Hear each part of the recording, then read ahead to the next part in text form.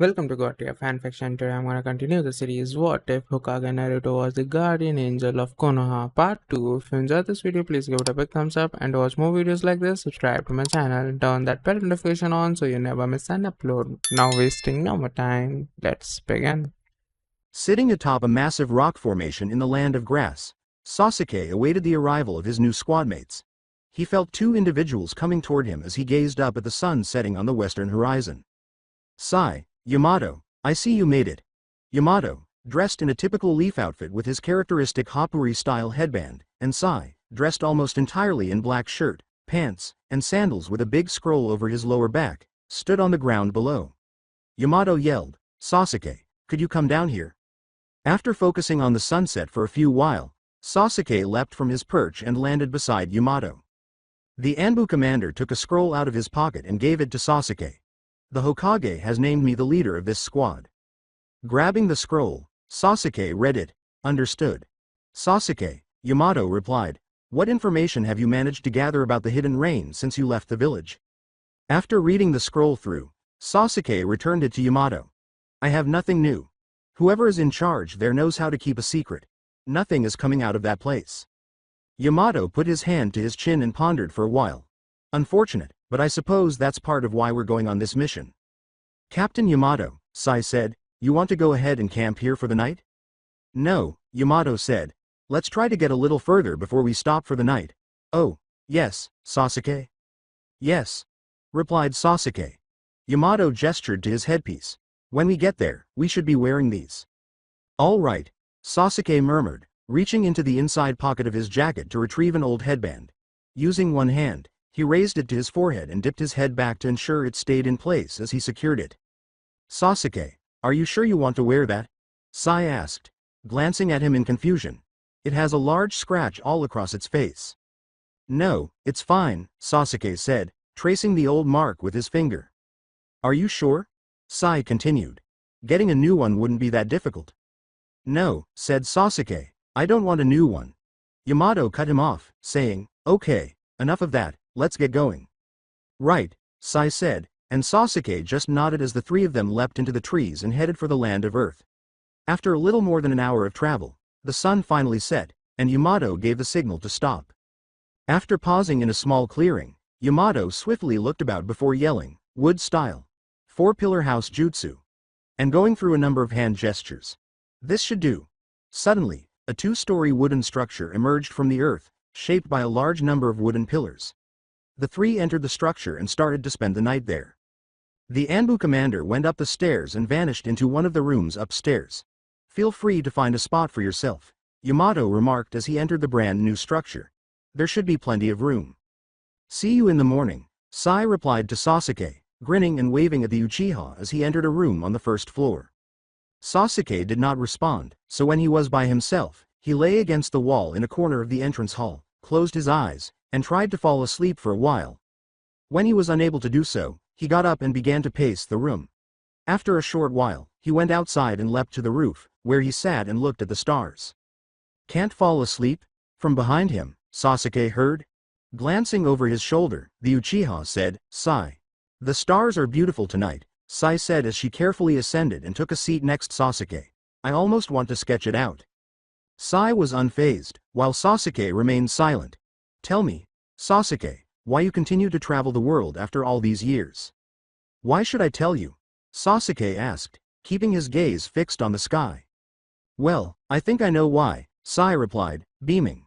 "Because in all the world there is only one person that you can trust, and that's yourself."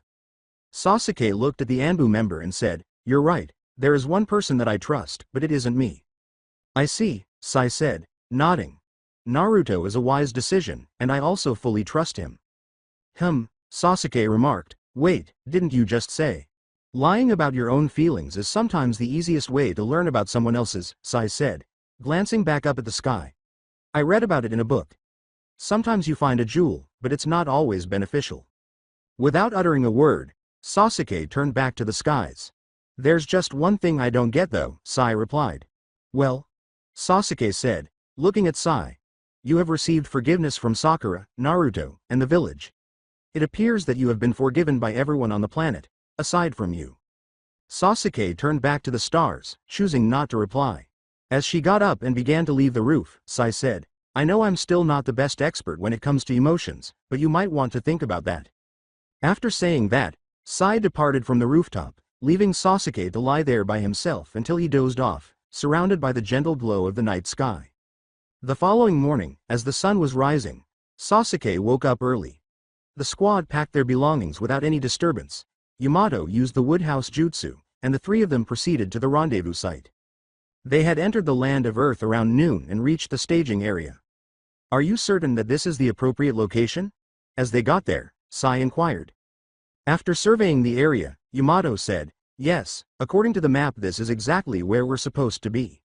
Yamato began to take out a map and compass to make sure they were in the correct location, but as he reached into his bag, they heard the sound of stone scraping against stone. They were standing in a large, rocky clearing with only a large boulder nearby as a clear landmark. There were no signs of other shinobi or a campsite. Sasuke turned to face the boulder and noticed that a portion of it had moved back and up into itself, revealing a narrow corridor that could accommodate one person. A woman dressed in standard stone ninja gear stood in the entrance and emerged, her long black hair cascading behind her. Are you members of the Hidden Leaf team? She inquired. Yamato put his compass and map back in his rucksack and said, yes, the Hokage sent us. Beckoning the Leaf Shinobi to follow, the woman turned around and entered the passageway in the boulder. Yamato, Sai, and Sasuke followed her in single file. The passage led underground before opening into a spacious, well-lit chamber with a nicely burning fire pit in the center of the space. A big guy in the stone shinobi suit was sitting against one of the walls. You must be the Leaf Shinobi, he remarked as they came into view. Good, then we can start. My name is Madoka, and this beautiful young lady is Kumi, the preeminent infiltration expert in our village, the big stone community guy said as he rose to his feet. Kumi waved and grinned at the Leaf Ninja, saying, hello. The captain waved back and added, my name is Yamato, I'm the commander of this squad, here we have Sai, and Sasuke Uchiha. Kumi gave Sasuke a questioning glance. Sasuke Uchiha, huh? I didn't anticipate meeting someone so well-known while on this mission. Come and take a seat by the fire, Madoka said, gesturing to the fire pit. We'll talk about our plans and present our sand countrymen to you. Sasuke turned to face the person seated near the fire. Waving to the group, the sand ninja said, hello, I'm Konkuro. Ah, yes, Sai replied, the older brother of the Kazekage. Yes, that is my most well-known achievement, isn't it? Murmured Konkuro. They all sat down around the fire and started talking about the specifics of the assignment. Yamato stated, I think the first thing we should do is take an account of each individual's abilities and skills, as they got going. Agreed. Madoka agreed. My primary area of expertise is questioning. I am able to extract information from people using a range of powerful genjutsu techniques without endangering their safety or forcing them to tell us lies. In addition, I have a lot of field experience that dates back to before the Fourth Great Ninja War. As Madoka said, I am an expert in infiltration, Kumi remarked. Only someone with a visual jutsu, like the Sharingan or Byakugan, can detect my almost flawless invisibility technique. I possess the wood-style Kekai Genkai, granting me a number of unique abilities, Yamato said after introducing himself. Since shortly after the Third Great Ninja War, I have also had a great deal of expertise with infiltration, espionage, sabotage, tracking, and command. I also have experience in the areas of infiltration and sabotage, Sai stated, adding that, my unique ink techniques can be used for a variety of purposes, including reconnaissance and communication, to great effect. My puppets have many uses, Konkuro stated. I can use puppets that can walk among people safely and even converse with them. Without endangering anyone, they can capture everything they see and hear and then send it back to me. Madoka turned to face Sasuke. And you, Uchiha? Yamato spoke out for Sasuke, saying, we first learned about the situation in the Hidden Rain through Sasuke's information network. He knows more about what's happening within than anyone else. Sasuke interrupted, to be honest, I don't know much about the Hidden Rain, but I am aware that border patrols exist to prevent people from entering the nation. We will need to stay away from them. Madoka agreed and said, that is why this location was chosen as a starting point. He indicated a path that led deeper down, saying, this leads to a hidden tunnel that goes under the border into the Land of Rain, allowing us to enter the country undetected. I see, Yamato remarked, how are we going to plan? With a hand by his side, Madoka said, well, Yamato, As you have greatest experience of anyone here, I believe that you should be in command of this mission. We'll be forming 3 teams of 2, Yamato said, nodding and looking between the gathering shinobi for a time before saying, understood. You'll be with me, Sai. We can travel the greatest distances and keep lines of communication open using your ink jutsu. You'll be working together, Kumi and Konkuro. Your abilities are best suited to approaching targets covertly and obtaining information. You two will be our interrogation team, Madoka and Sasuke. Yamato responded, all right, let's get moving, and got to his feet. After swiftly gathering their supplies, the 6 set off in single file down the path into the land of rain, crossing the border and beginning the mission as they passed through the tunnels. Where are we heading? Neji asked Askia, who was a few steps ahead of him. The rain shinobi was holding Himawari in his arms while he used a simple genjutsu to keep her unconscious. Askia replied, we should be close, and stopped. They were located southwest of Leaf Settlement, where a little river meandered through a mountainous landscape, replacing the woodlands that surrounded the settlement. Neji said, there's nothing here, as he activated his Byakugan and looked about. Askia said, that's good to hear, and Neji's body shifted to follow her as she walked down a slope toward the riverbank. You mentioned that we were heading to some kind of hideout, didn't you? Is it farther ahead? Neji inquired. No, it's closer than you think, Askia replied as they turned to walk along the riverbank. As they went along the water's edge, they came upon a stone slab protruding from the hillside. Neji watched as the rain shinobi raised his hand to the slab and placed it on its surface, focusing his chakra into his fingertips. With a loud groan, the rock face gave way to reveal a passage, and Neji saw 2 distinct realities open up in front of him through his Byakugan. It seemed like a typical hill from the outside, but inside was a huge warehouse that was hidden from view. How did you manage this? Neji followed Askia into the corridor and inquired. It is impressive, isn't it? In response, Askia closed the entranceway behind them by laying a chakra-infused hand on a wall panel. I hate to admit it, but yes, Neji stated. The Byakugan can penetrate many barrier techniques, and even for the ones it can't, they appear as easily accessible blank spaces. I've never come across anything like this. Yes, it was something the master was very specific on, a barrier jutsu that could project a false image to fool even the Byakugan, Askia said, nodding as he continued to travel down the hall and deeper into the lair. It is a potent protection for a permanent safe place like this, but it cannot be utilized constantly because the picture must be manually created to blend in with the surroundings. It does appear to have one weakness, Neji said, turning his Byakugan to the hideout's perimeter. Now that we are inside the barrier, I am unable to see beyond it. Well noted, Askia remarked. Yes, the barrier must also prevent sensory input from entering in order to display the fake image. In order to avoid worrying about whether or not there are people outside when we leave, we strive to place these in isolated spots. 2 men, one smaller and the other taller and more muscular, stood in a vast open warehouse at the end of the entry hall. Hitoshi, Takeshi, shouted Askia, is the master here yet? No, the slender one replied. We're not expecting him until the morning. All right, answered Askia. He said, I've placed a genjutsu on her, should keep asleep until you lift it, while placing the tiny child up against a crate. Hitoshi walked over to Askia and Neji and said, any injuries I need to treat? Neji assumed Hitoshi was a medical ninja based on that query. Askia gave a headshake. No, we got out clean. Just what I expect from you, Lord Hand, Hitoshi remarked. Hey, Takeshi, take Askia to a bedroom. He should get at least some sleep before the master arrives. Yeah, I hear you, Takeshi replied as he joined the others. I just want to hear what we're supposed to do with the damned leaf princess, he continued, extending his leg and jabbing Himawari with his foot. Askia interrupted Takeshi, saying, that's enough. There's no reason for you to do that. It's disrespectful and unbecoming of you. Takeshi pulled his foot away. Really? What are you going to do? She's just the spoiled daughter of the Hokage. Takeshi, you're speaking to the master's left hand. Remember your place, Hitoshi remarked coolly. Takeshi fixed his gaze on the medical ninja. He crossed his arms, loosened his posture, and stewed in his rage. Fine. Neji secretly hoped he could have hit the man. Make sure he didn't behave that way toward his family, but don't murder him. He reluctantly appreciated Askia in the back of his mind for her intervention. Askia turned away from the others and began to leave. Neji, come with me. Takeshi, if I come back to find one mark or bruise on the girl you will regret it.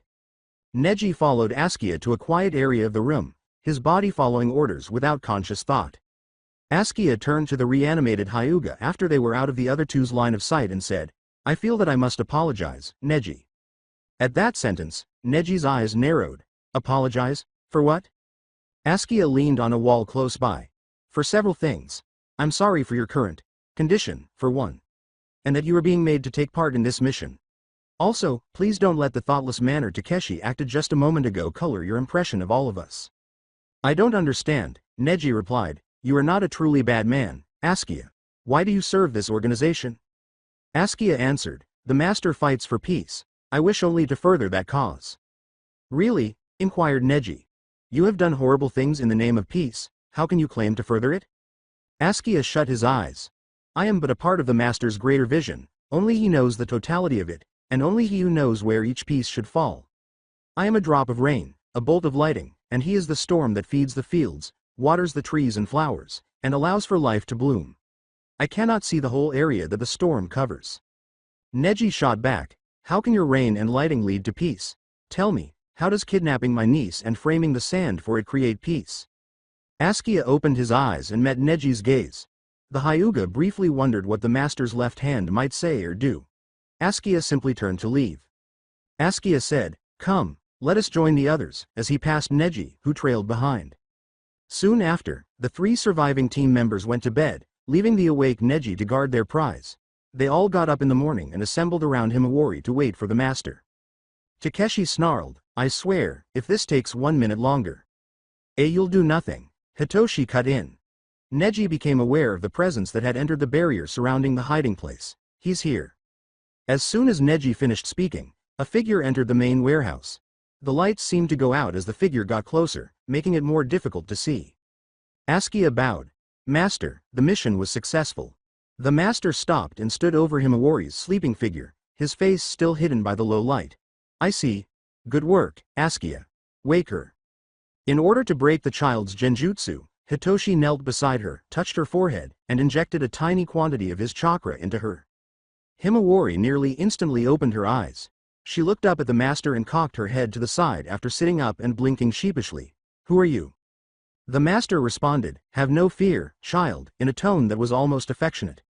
I wish merely to facilitate a little family get-together. Turn around. Himawari turned slowly to face Neji. Neji dropped to his knees before her. After examining his face for a while, Himawari's eyes grew wide with insight. Uncle Neji.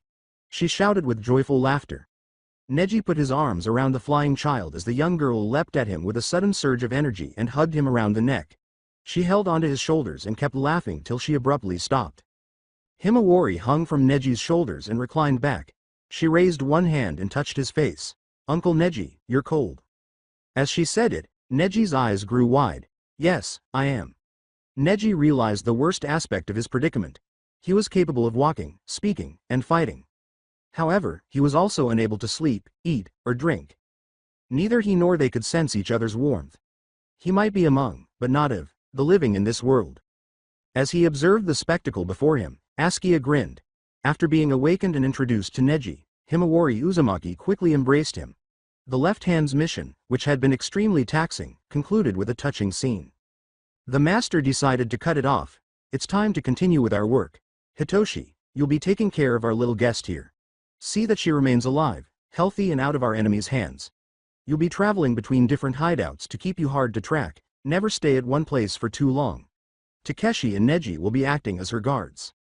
Understood, my lord, the medical ninja answered. With a confirming nod, the master went to his left hand. Askia, you've been doing good work for me these past few weeks. Return to the village, take some time to recuperate.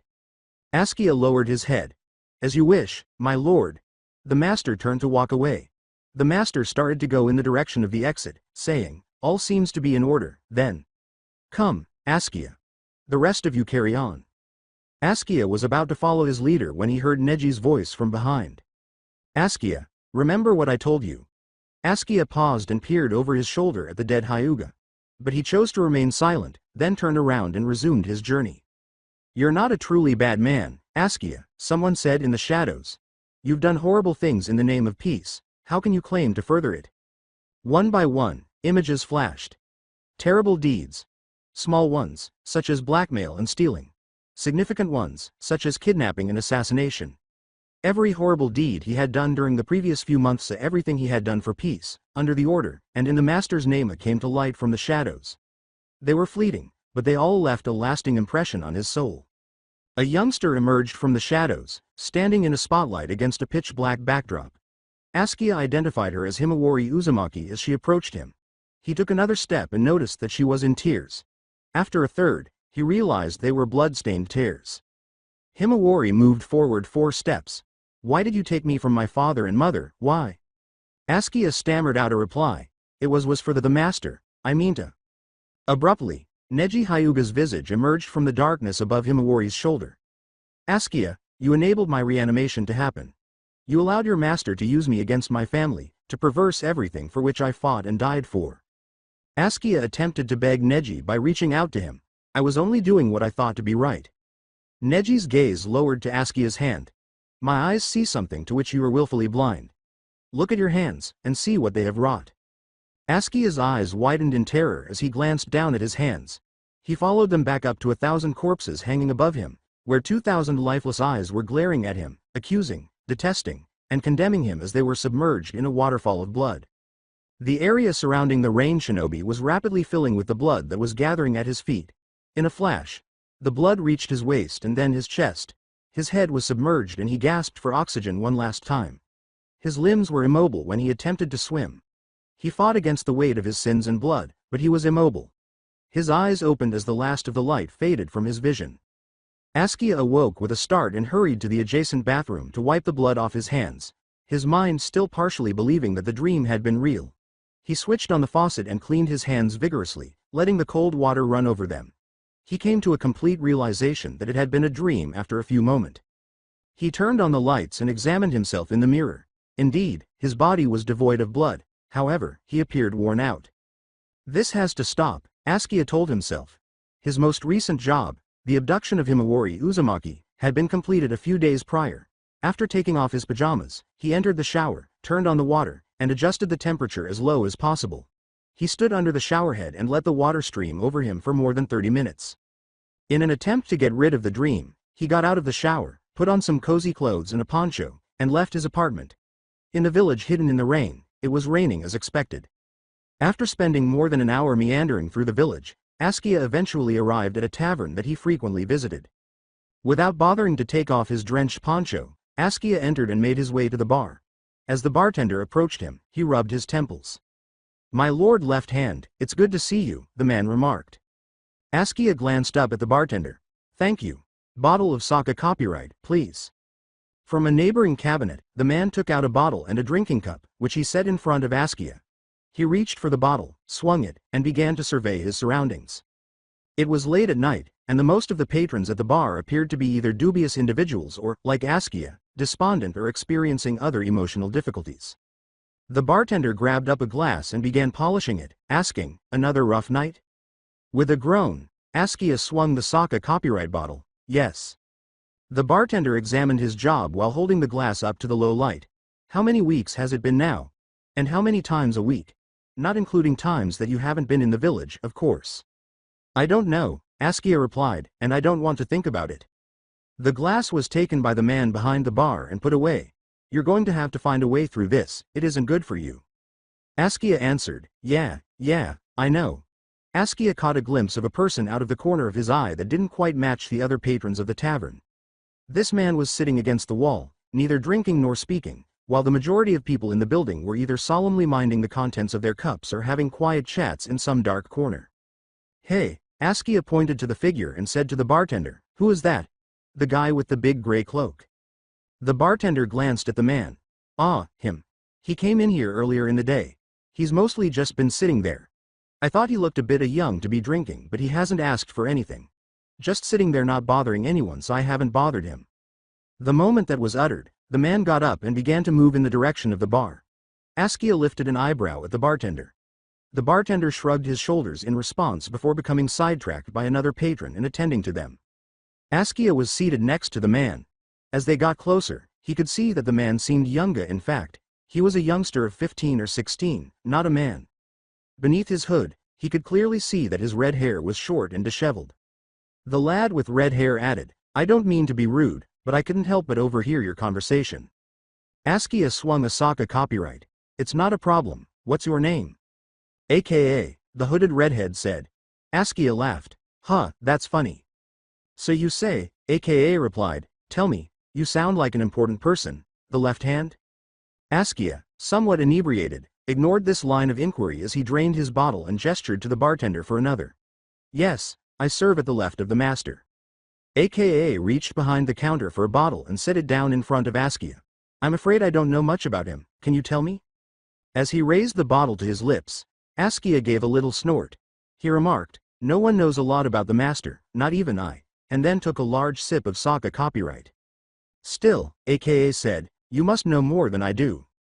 Askia sighed because he was asked this question rather frequently. The master came to power about a year ago, proclaiming himself the heir to Lord Pain. Some claim that he was a member of the Akatsuki, though I don't know if there's any truth to that. Whatever happened to the Council of Seven? AKA inquired. Askia gave a bashful smile. The master removed those fools from power. They left the hidden rain weak. The master will make the village strong, and led us to an era of peace. AKA got to her feet. I thank you, sir, but I'm afraid that I must be on my way. AKA then put some cash on the bar, which was sufficient to cover Askia's order for 2 bottles of Sokka copyright as well as a third. Askia glanced at the cash before turning back to face AKA. Wait. Askia was left to his drinks as the red-haired man silently left the pub. Askia kept working on his second bottle of Sokka copyright while placing that third order. When he had just mentioned the master's objectives, he had seemed so confident, but he was starting to have second thoughts. Naruto was sitting at his desk in front of the still broken window of his office late in the morning. Shizune was to his right, and Shikamaru was to his left. The day after his trip to the Hidden Sand, he had one main objective in mind. You understand the mission that I'm giving you? I'm counting on you, Naruto said. Kiba responded with a nod. I understand. Don't worry, I'll find her. Just give me a team and I'll bring her back in no time. Good, Naruto remarked. I was thinking. Before the Hokage could finish speaking, the door flew open and Hinata entered. She was dressed in a jacket, slacks, and, for the first time in years, a headband around her neck. I'm coming too, she declared. When his wife entered the room, Naruto blinked in shock. Hinata, what are you doing here? Standing behind Kiba, Hinata attracted attention with an intense expression on her face. You heard me, I'm going on this mission. Naruto sat there attempting to come up with anything to say, his mouth hanging wide. Are you sure? What about Bolt? He needs you. Hinata gave a firm shake of her head. Himawari needs me more. Besides, Bolt has you. Naruto started to say something, but changed his mind. He turned to Shizune and stated, reactivate Hinata Hyuga's commission. She's going on this mission. Understood. Shizune nodded. Hinata grinned. Thank you. In contemplation, Naruto placed a hand to his chin. Now, we need only 1 or 2 more members. From the hallway, a low, monotone voice muttered, I think I'd be a good choice. Everyone turned to watch Shino enter through the doorway. After all, I have skill and experience in tracking and I've worked with both Kiba and Hinata extensively. You'll come with us, Shino? Hinata asked.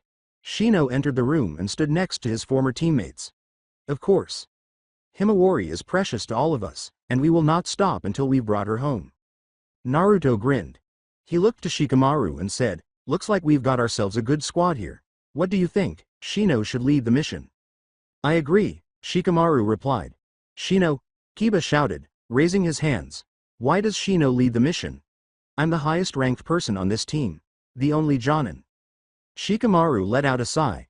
The only reason Shino and Hinata are still Chunin because they haven't been on active duty in years. Besides, Shino was always the most natural leader of your group. All right.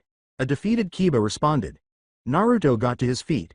Shino Aburame, Kiba Inuzuka, and Hinata Hyuga, your mission is to find and retrieve Himawari Uzumaki from her kidnappers. Naruto was sitting by himself in his office, going over some papers, after lunchtime. It had been more than an hour since Shino, Kiba, and Hinata had left the village, and Shizune and Shikamaru had already departed to get lunch. A tap on the door caused Naruto to glance up from his desk. Come in. With a few bags in his hands, Iruka leaned in from outside the frame as the door opened. Grinning, he raised them so Naruto could see them. Hey Naruto, I thought you might like some Ichiraku. Naruto got up and gave his former teacher a smile. That sounds great, Iruka-sensei. Iruka replied, I heard about Himawari, as Naruto approached him. I'm so sorry. Naruto answered gravely, it's all right, and guided his former instructor to a neighboring break room. They unloaded the still hot ramen from the takeout cartons while sitting across from one another. With joy, Naruto gobbled up the noodles from his bowl. Iruka stopped eating. Have you sent anybody after Himawari yet? Shino, Hinata, and Kiba left earlier today, Naruto uttered while nodding. I see, Iruka replied, recreating the old team Kurenai. Not what I expected, but I suspect that they're the best for the job. I think so too, Naruto answered. Iruka said, Naruto, how is Bolt doing? Before responding, Naruto gulped a mouthful of noodles. I haven't talked to him yet. I'll see him at the end of the day. Naruto, Iruka severely remarked, you should go talk to him. His sister is missing and his mother will be gone for who knows how long looking for her. You're all he has right now. Naruto let out a sigh. Yes, I know. But there are responsibilities that I have, things I must do as the Hokage. Iruka reclined in his chair. Naruto, you've become a great ninja and Hokage and I'm immensely proud of you, but you must learn to balance work and family. I know, Naruto said, but it's like trying to look left and right at the same time. Why didn't I think of that before? Naruto abruptly rose up, and Iruka gazed in bewilderment. What's up? After draining his bowl of broth and grinning, Naruto left the break room. I've got an idea, thanks Iruka-sensei. Still perplexed, Iruka remarked, you're welcome? From his son's room, Naruto could hear sobbing. He rapped on the door. Bolt, it's me, can I come in? Sniffling was audible to him. Bolt was probably attempting to wipe away his tears. Yeah, you can come in, Dad, the small child replied. When Naruto opened the door, Bolt was sitting on his bed and gazing out the window at the sunny summer day. He approached him and took a seat next to him. Tamari giving you time off? Bolt gave a nod. Yes, Naruto said, what are you thinking about? How the world can be so bright at times like this, Bolt replied. Naruto touched his son's shoulder. You don't have to act brave, Bolt. I'm not acting brave, Dad, shouted Bolt. Naruto turned to face the window once more. I'm worried about your mother and sister too. Tears started to trickle down Bolt's face, softening his look. As the tears started to fall, he questioned, can she really do it? Mom, that is. Your mother is strong and she's angry, Naruto said, nothing will stand in her way. Bolt laughed. I've seen Mom when she's angry, it's not that scary. Naruto grinned and jabbed his son in the chest. You've seen her annoyed, or peeved, he murmured. When she's angry you won't know until it's too late. That's truly terrifying. Don't worry, she'll be back with Himawari in no time. Okay. Bolt murmured, wiping away his tears. Naruto gave his youngster a back pat. Come on, let's go get you some lunch. Tuchi Ichiraku stated, here you go, 2 bowls of ramen on the house, as you placed 1 bowl each in front of Bolt and Naruto. With a hint of astonishment, Naruto glanced down at the ramen. You're giving this to us for free, old man? With a shrug, Tuchi began washing dishes. I heard about Himawari being taken. It's the least that I can do. Naruto grinned. Thanks, old man. Bolt and Naruto soon ordered more after slurping down their bowls. Before shortly, Bolt was on his 6th bowl and Naruto was on his 5th. Well, Tuchi remarked, placing a dish in front of Bolt. You're becoming quite the big eater, aren't you now? Bolt chuckled in between noodle bites. I'm a growing boy, aren't I? Like father, like son, I guess, Tuchi said. Yeah, sure, Bolt replied, his voice taking on a more somber tone. After finishing his dish, Naruto began rummaging through his pockets. He took some cash from his wallet and placed it on the counter, saying, Hey old man, I'm sorry but I've got to go. Here you go. Bolt, you know how to get home from here. Yeah, sure, Bolt said. Then, in a swirl of smoke, Naruto vanished. While working on some files in his office, Naruto heard a commotion coming from the hallway. When he looked up, Bolt was storming through the door. Bolt? Inquired Naruto. Was there something else you wanted to talk about? Bolt gestured to his dad. What the hell was that, Dad? You sent a shadow clone to look after me. Naruto questioned. What's the problem? It knows everything I know and I remember everything that it learns. It's the same as me being there. Furious, Bolt took a few steps in Naruto's direction. The difference is that it isn't you. If I punch you, you don't disappear in a cloud of smoke. It's like I'm not even worth your time. Bolt, Naruto remarked, "That's not it at all, I just." Bolt said, "I don't want to hear about it," as he hurried out of the office and shut the door. Naruto let out a sigh. He would eventually have to repair this. More sounds from the hallway diverted his attention from his thoughts. "Bolt, is that you?" The door flew open, not for the first time that day. Tucci entered the workplace with a big ladle this time. "Naruto, you need to pay me." Confused, Naruto questioned, "What are you talking about?" Tucci charged the Hokage and started striking him in the head with his ladle. "When your shadow clone dispelled the money that it gave me disappeared as well. You need to pay me with actual money." "Ow! Ow!" Naruto exclaimed, putting his hands over his head. "I'll get you your money, I swear, just hold on." As he gave the money to the owner of the ramen store, Naruto moaned. He didn't really benefit from it because his clone, not him, was the one who ate. "Naruto, just be there for your family," Tucci remarked as he walked out of the office. Tamari observed her students engaging in simple drills and exercises while perched on the tree branches. They had been tossing shuriken at targets since their early academy days, and that was all they were doing at the moment. Nothing revolutionary, but it was a useful opportunity to gauge her students' progress before moving on to more important matters. When it came to throwing shuriken, Haruto Hyuga was the epitome of precision. He was precise and accurate, concentrated, and didn't squander any energy when throwing.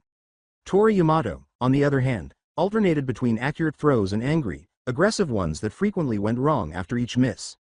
This would, of course, simply increase her rage and make her repeat the action. For both of them, this was typical behavior. Bolt, however, was not his typical self. His style showed the emotional toll that his sister's kidnapping had taken on him on his first day back with the team.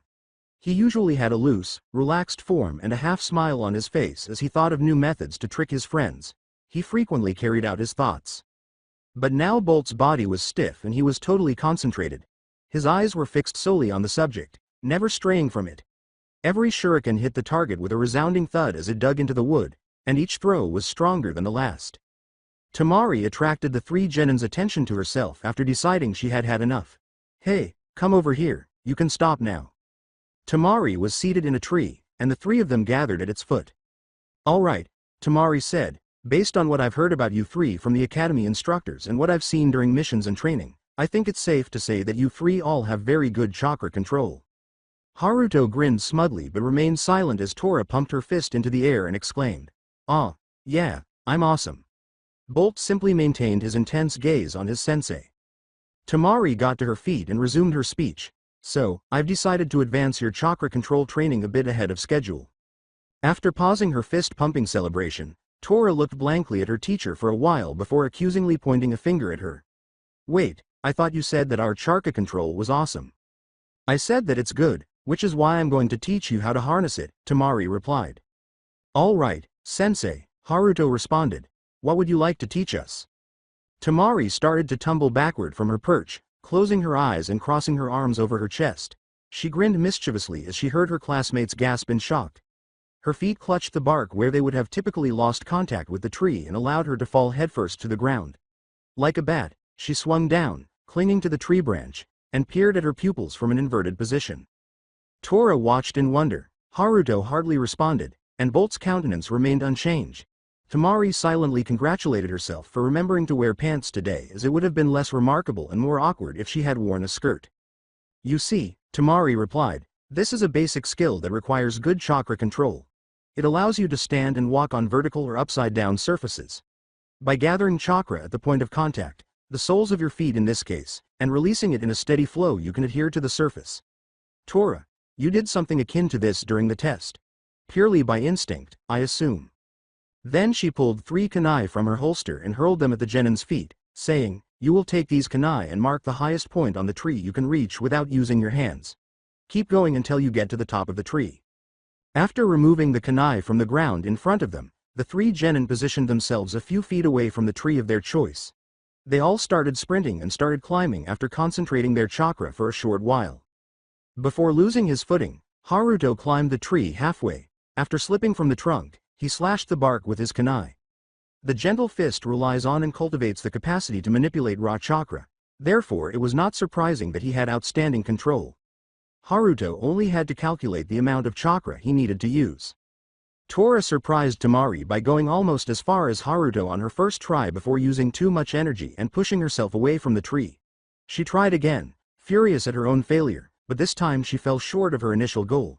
She became increasingly angry with every effort and performed worse and worse.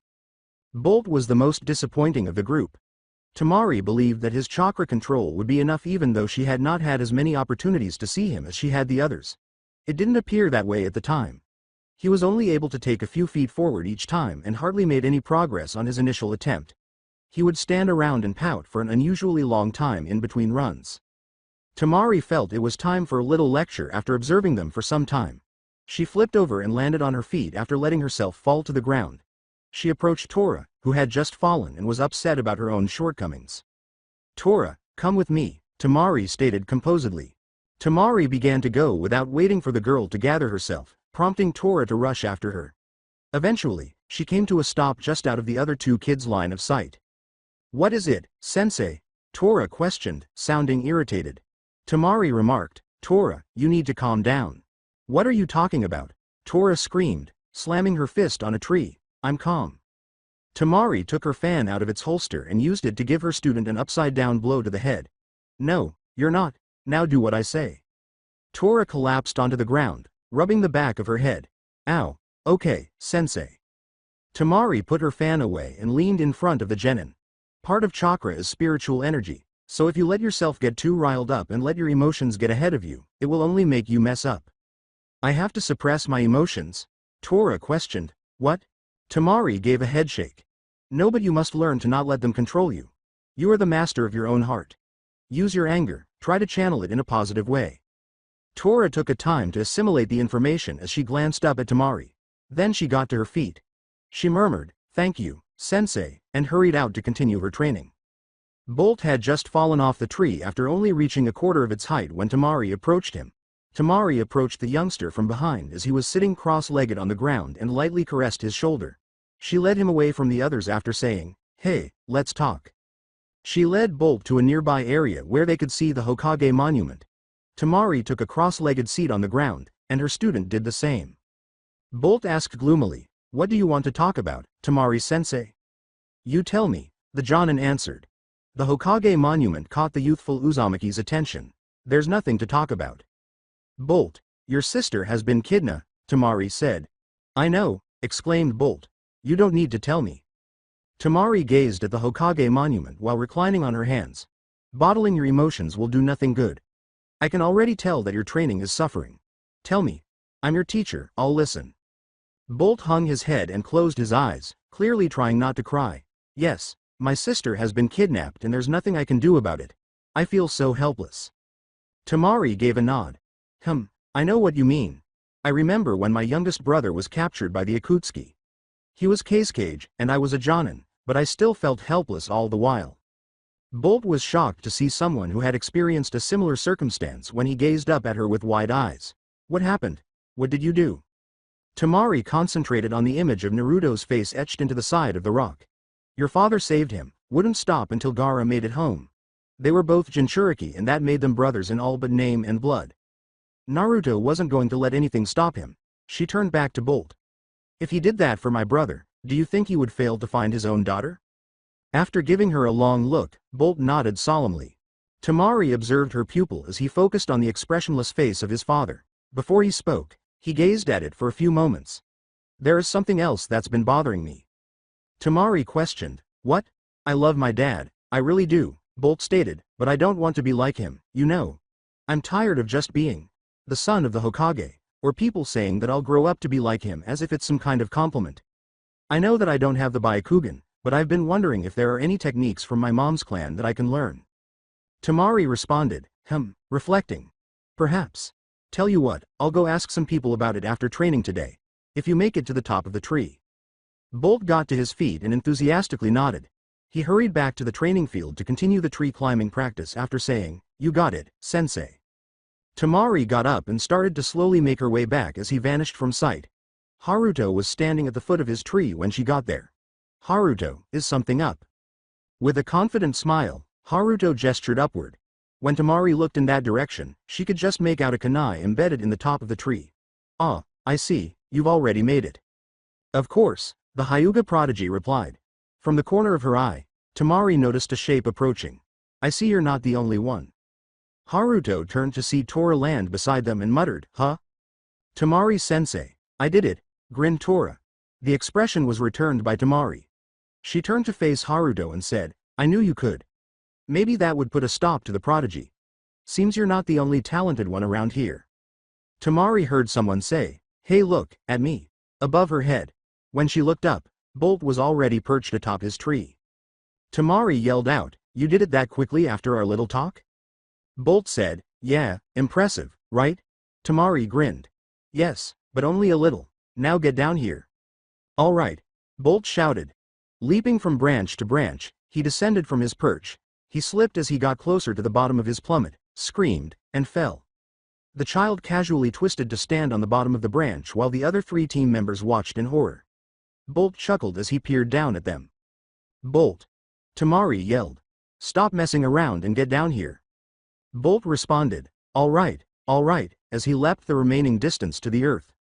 In one fluid action, Tamari pulled out her fan, slapped her pupil across the head with it, and put her weapon back in its holster once Bolt dropped.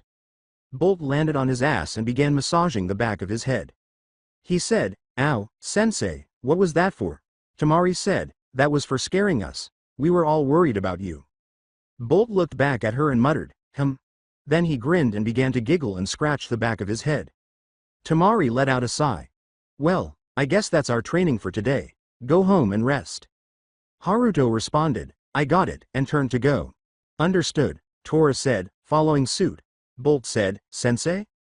Tamari answered, yes, Bolt. The Uzumaki child said, are you going to do what you promised? Tamari gave a nod. Of course.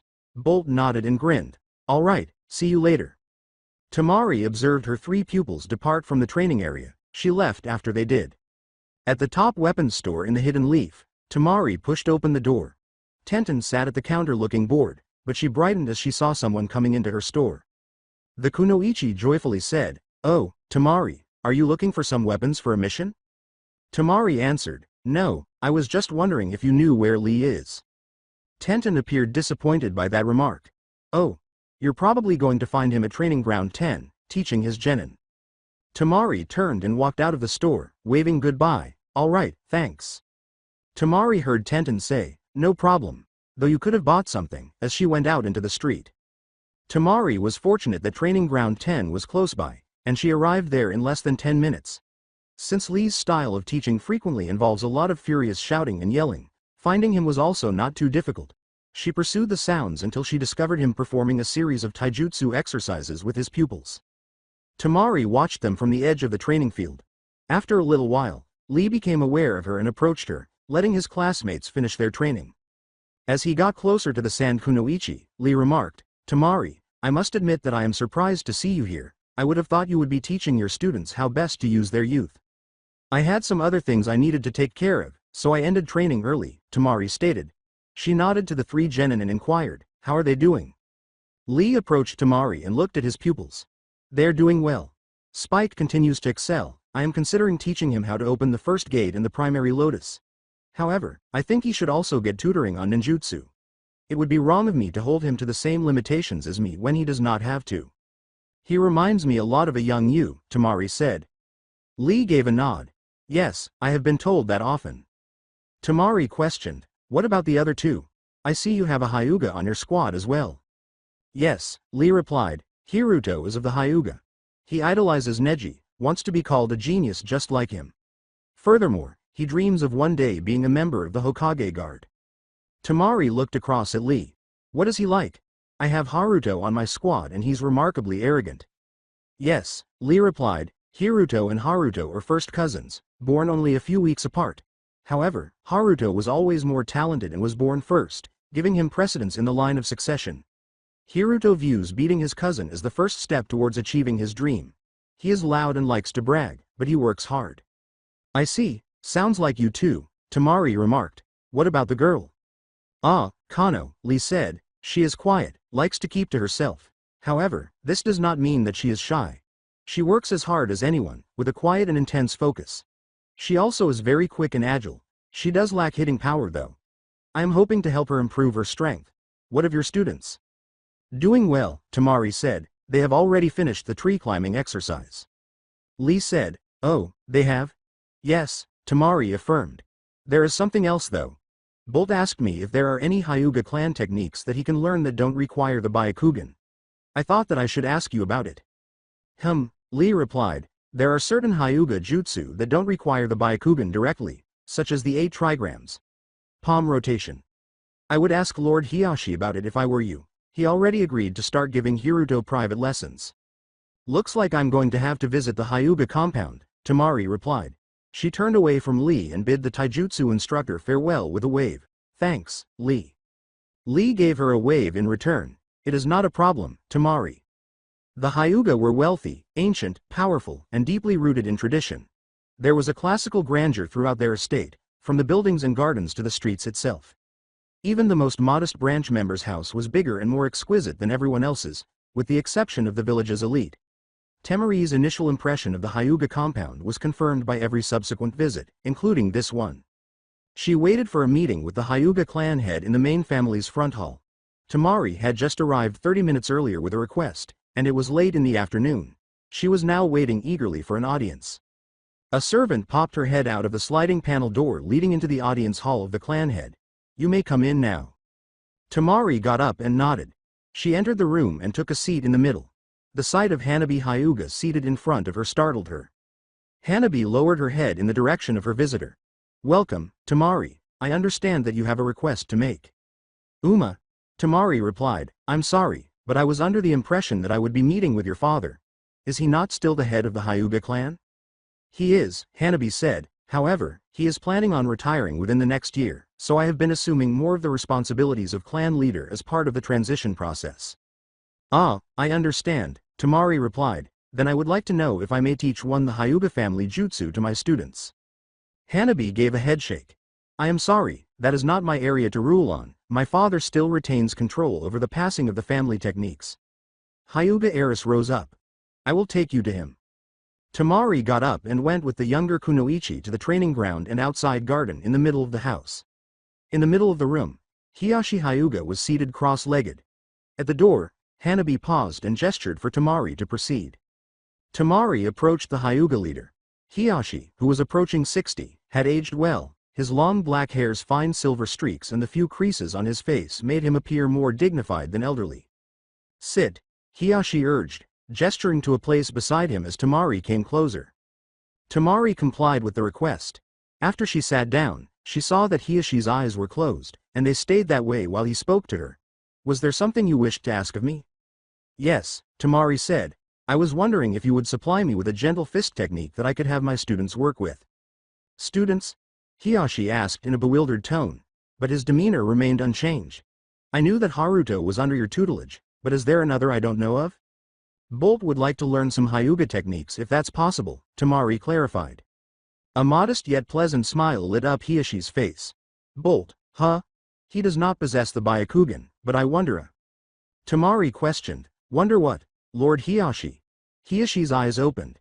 It is a little-known fact that there are 2 Kekai Genkai that the Hyuga possess. The first you know, the Byakugan, but we also possess the innate ability to expel chakra from any and all of the body's chakra points. It has always been assumed that, like the Byakugan itself, it cannot be inherited through the female line. However, this has never been confirmed. So we can see if it works with Bolt, Tamari said in closing. Hiyashi adjusted his clothes and got to his feet. Perhaps. Tell both Haruto and Bolt that they may receive training from myself and my daughter, every day in the afternoon, after they have finished their time with you. Tamari bowed her head. Thank you, Lord Hiyashi. My pleasure, he answered. If that is all, you may leave now. After that, Hiyashi summoned a servant, who brought Tamari out of the house. With the sun low in the western sky, she hurried out of the Hyuga compound. Tamari lumbered up to her house's front door. She hurriedly took off her sandals and put her fan away as soon as she got inside. In an attempt to lay claim to the couch, she went straight to the living room. Tamari just wanted to lie down and relax her tired feet after a long day. She was dismayed to see her kid on the couch when she turned the corner to reach her goal. Shikadai lay there with his eyes shut. Tamari moved closer to the couch. Shikadai, get up. Shikadai opened one eye, glanced at his mom, and then shut it once again. Why should I, Mom? Tamari inhaled deeply, because I'm tired and I told you to do it. Once more, Shikadai opened his eye and glanced at Tamari. He said, "All right, Mom," as he cautiously got up from the couch. Tamari put up her aching feet and lay down on the couch as soon as her son had left the area. With her eyes closed but not asleep, she stayed there for a considerable amount of time. She eventually heard footsteps. Through one eye, she saw her husband settle into an adjacent armchair. "Long day?" inquired Shikamaru. Tamari shut her eye once more. "Yes." Her spouse chuckled a little. "Teaching, it's hard work, isn't it? Such a drag." Tamari answered, "That it is, too exhausted to come up with anything more meaningful." "Students, though," Shikamaru said, "they have a way of getting into your heart. Before long you're willing to do anything for them." Tamari turned to face Shikamaru after opening her eyes. "Sure, Buddha." Shikamaru questioned, "But what?" Tamari gazed at the ceiling. "They are extremely tiring, these training days." Sarada was sitting by herself in the late morning sun on the patio of her home. 3 days had passed since the formation of Team Naruto, and the group had not yet taken any action. Not a team meeting, not a mission, not even a training session. Sarada saw Shikadai and Inojin strolling down the street while she was sitting there doing nothing. "Eh of Konohamaru-sensei?" Sarada heard Inojin ask as the two lads approached. In response, Shikadai shrugged his shoulders and trailed the Yamanaka lad a little. "He's all right, I guess. Same as he's always been. Wish we'd get more breaks, though." As Inojin spoke to Shikadai, he turned so that he was walking backwards. "Maybe we'd get more breaks if you actually tried during training and Chocho didn't take every break as an opportunity to have a 6-course meal." Shikadai shrugged once more. "Maybe. It's all a drag, really. Besides, my dad told me that we're already better than our parents were when they were our age." "That's no reason to be lazy," Inojin answered. "Whatever," replied Shikadai. "Hopefully we don't get another mission today, because the last one wasa." As soon as the boys were out of earshot, Sarada cautiously rose from her chair.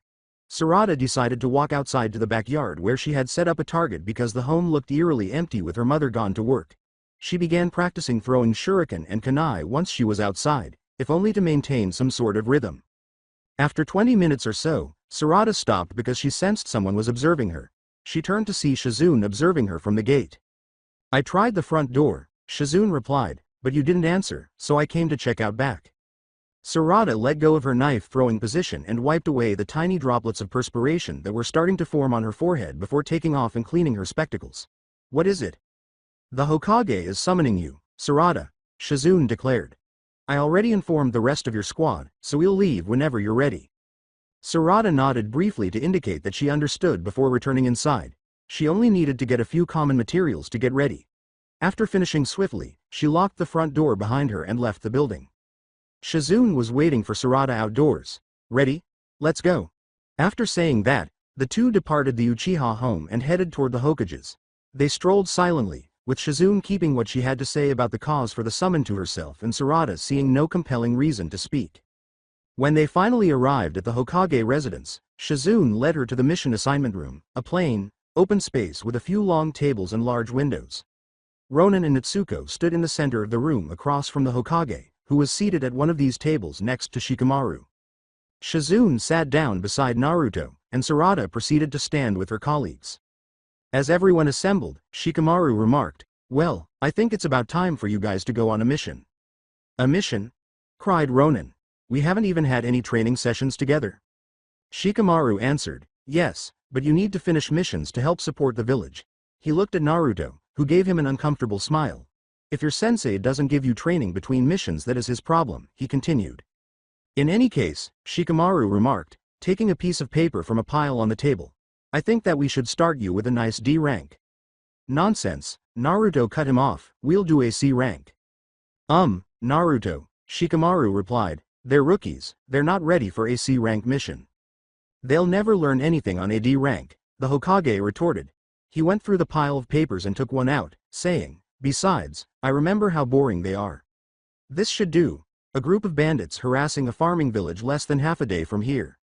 After reading the assignment requirements several times, Naruto made a hand gesture and created a shadow clone, which moved around the table to stand with the 3 genin. "Me!" exclaimed the original Naruto in a dramatic manner. "Your job is to drive out those bandits." The shadow clone gave a salute. "Understood, me." he said as he turned and began to march out of the room. Come on, let's go. Ronin gave a headshake. He questioned, why me? Team Naruto was on the road and well on their way to the village ravaged by bandits a few hours after being given the job. Even Naruto and Natsuko had not said much, and the four had been mostly silent. The latter broke the stillness, seemingly having had enough of it. Sensei, Natsuko asked over her shoulder from the front of the group, what did you mean when you said that we wouldn't learn anything from a D-rank mission? Naruto said, oh, that. D-ranks are just menial labor. Finding stray cats, walking dogs, babysitting, stuff like that. There is nothing in those missions that a non-ninja couldn't do. Natsuko pivoted to walk in reverse, but those things sound so uncool. Naruto laughed. Yeah, I thought the same thing when I was your age. Ronin questioned, will we fight other ninja? It seemed that the floodgates were open now that Natsuko had broken the stillness. If things go according to plan, no, Naruto said. C ranks involve fighting against non-ninja, but as soon one gets involved it gets bumped up to at least B rank. Natsuko questioned, what was your first C rank, Naruto-sensei? Naruto grinned as he recalled, closing his eyes. My first C rank mission turned out to be an A rank. We were hired by a carpenter from the land of waves, Tazuna, to protect him while he was building a bridge. Ronin asked, how was it an A rank? I thought you said that it was your first C rank. Naruto's eyes opened. Old man Tazuna lied when he hired the mission, saying that he had no reason to expect ninja. He couldn't afford a higher-end mission, so he made it sound easier than it was to bring down the price. I don't remember all the details, but some rich guy was after him for the bridge he was building and ended up hiring a rogue jonin from the Hidden Mist named Zabuza. Zabuza Momochi? Ronin inquired, obviously taken aback by the name. The demon of the Hidden Mist, member of the 7 ninja swordsmen? That's him, shouted Naruto. Wait, how did you know? I read about him, Ronin said. He died assassinating a corrupt business magnate named Gato in the Land of Waves. Were you there? Yeah, Naruto answered. That was during our mission. Awesome! Exclaimed Natsuko. You must have had a really cool fight with him. This clearly surprised Naruto. What? No way. He was way too strong for me back then. Kakashi-sensei did most of the fighting. Oh, a disappointed Natsuko uttered. Well, Naruto remarked with a smile, let's hope that this mission doesn't turn out anything like that one. Sarada stood outside the little town hall of the farming village they had been sent to defend, kicking the mud at her feet.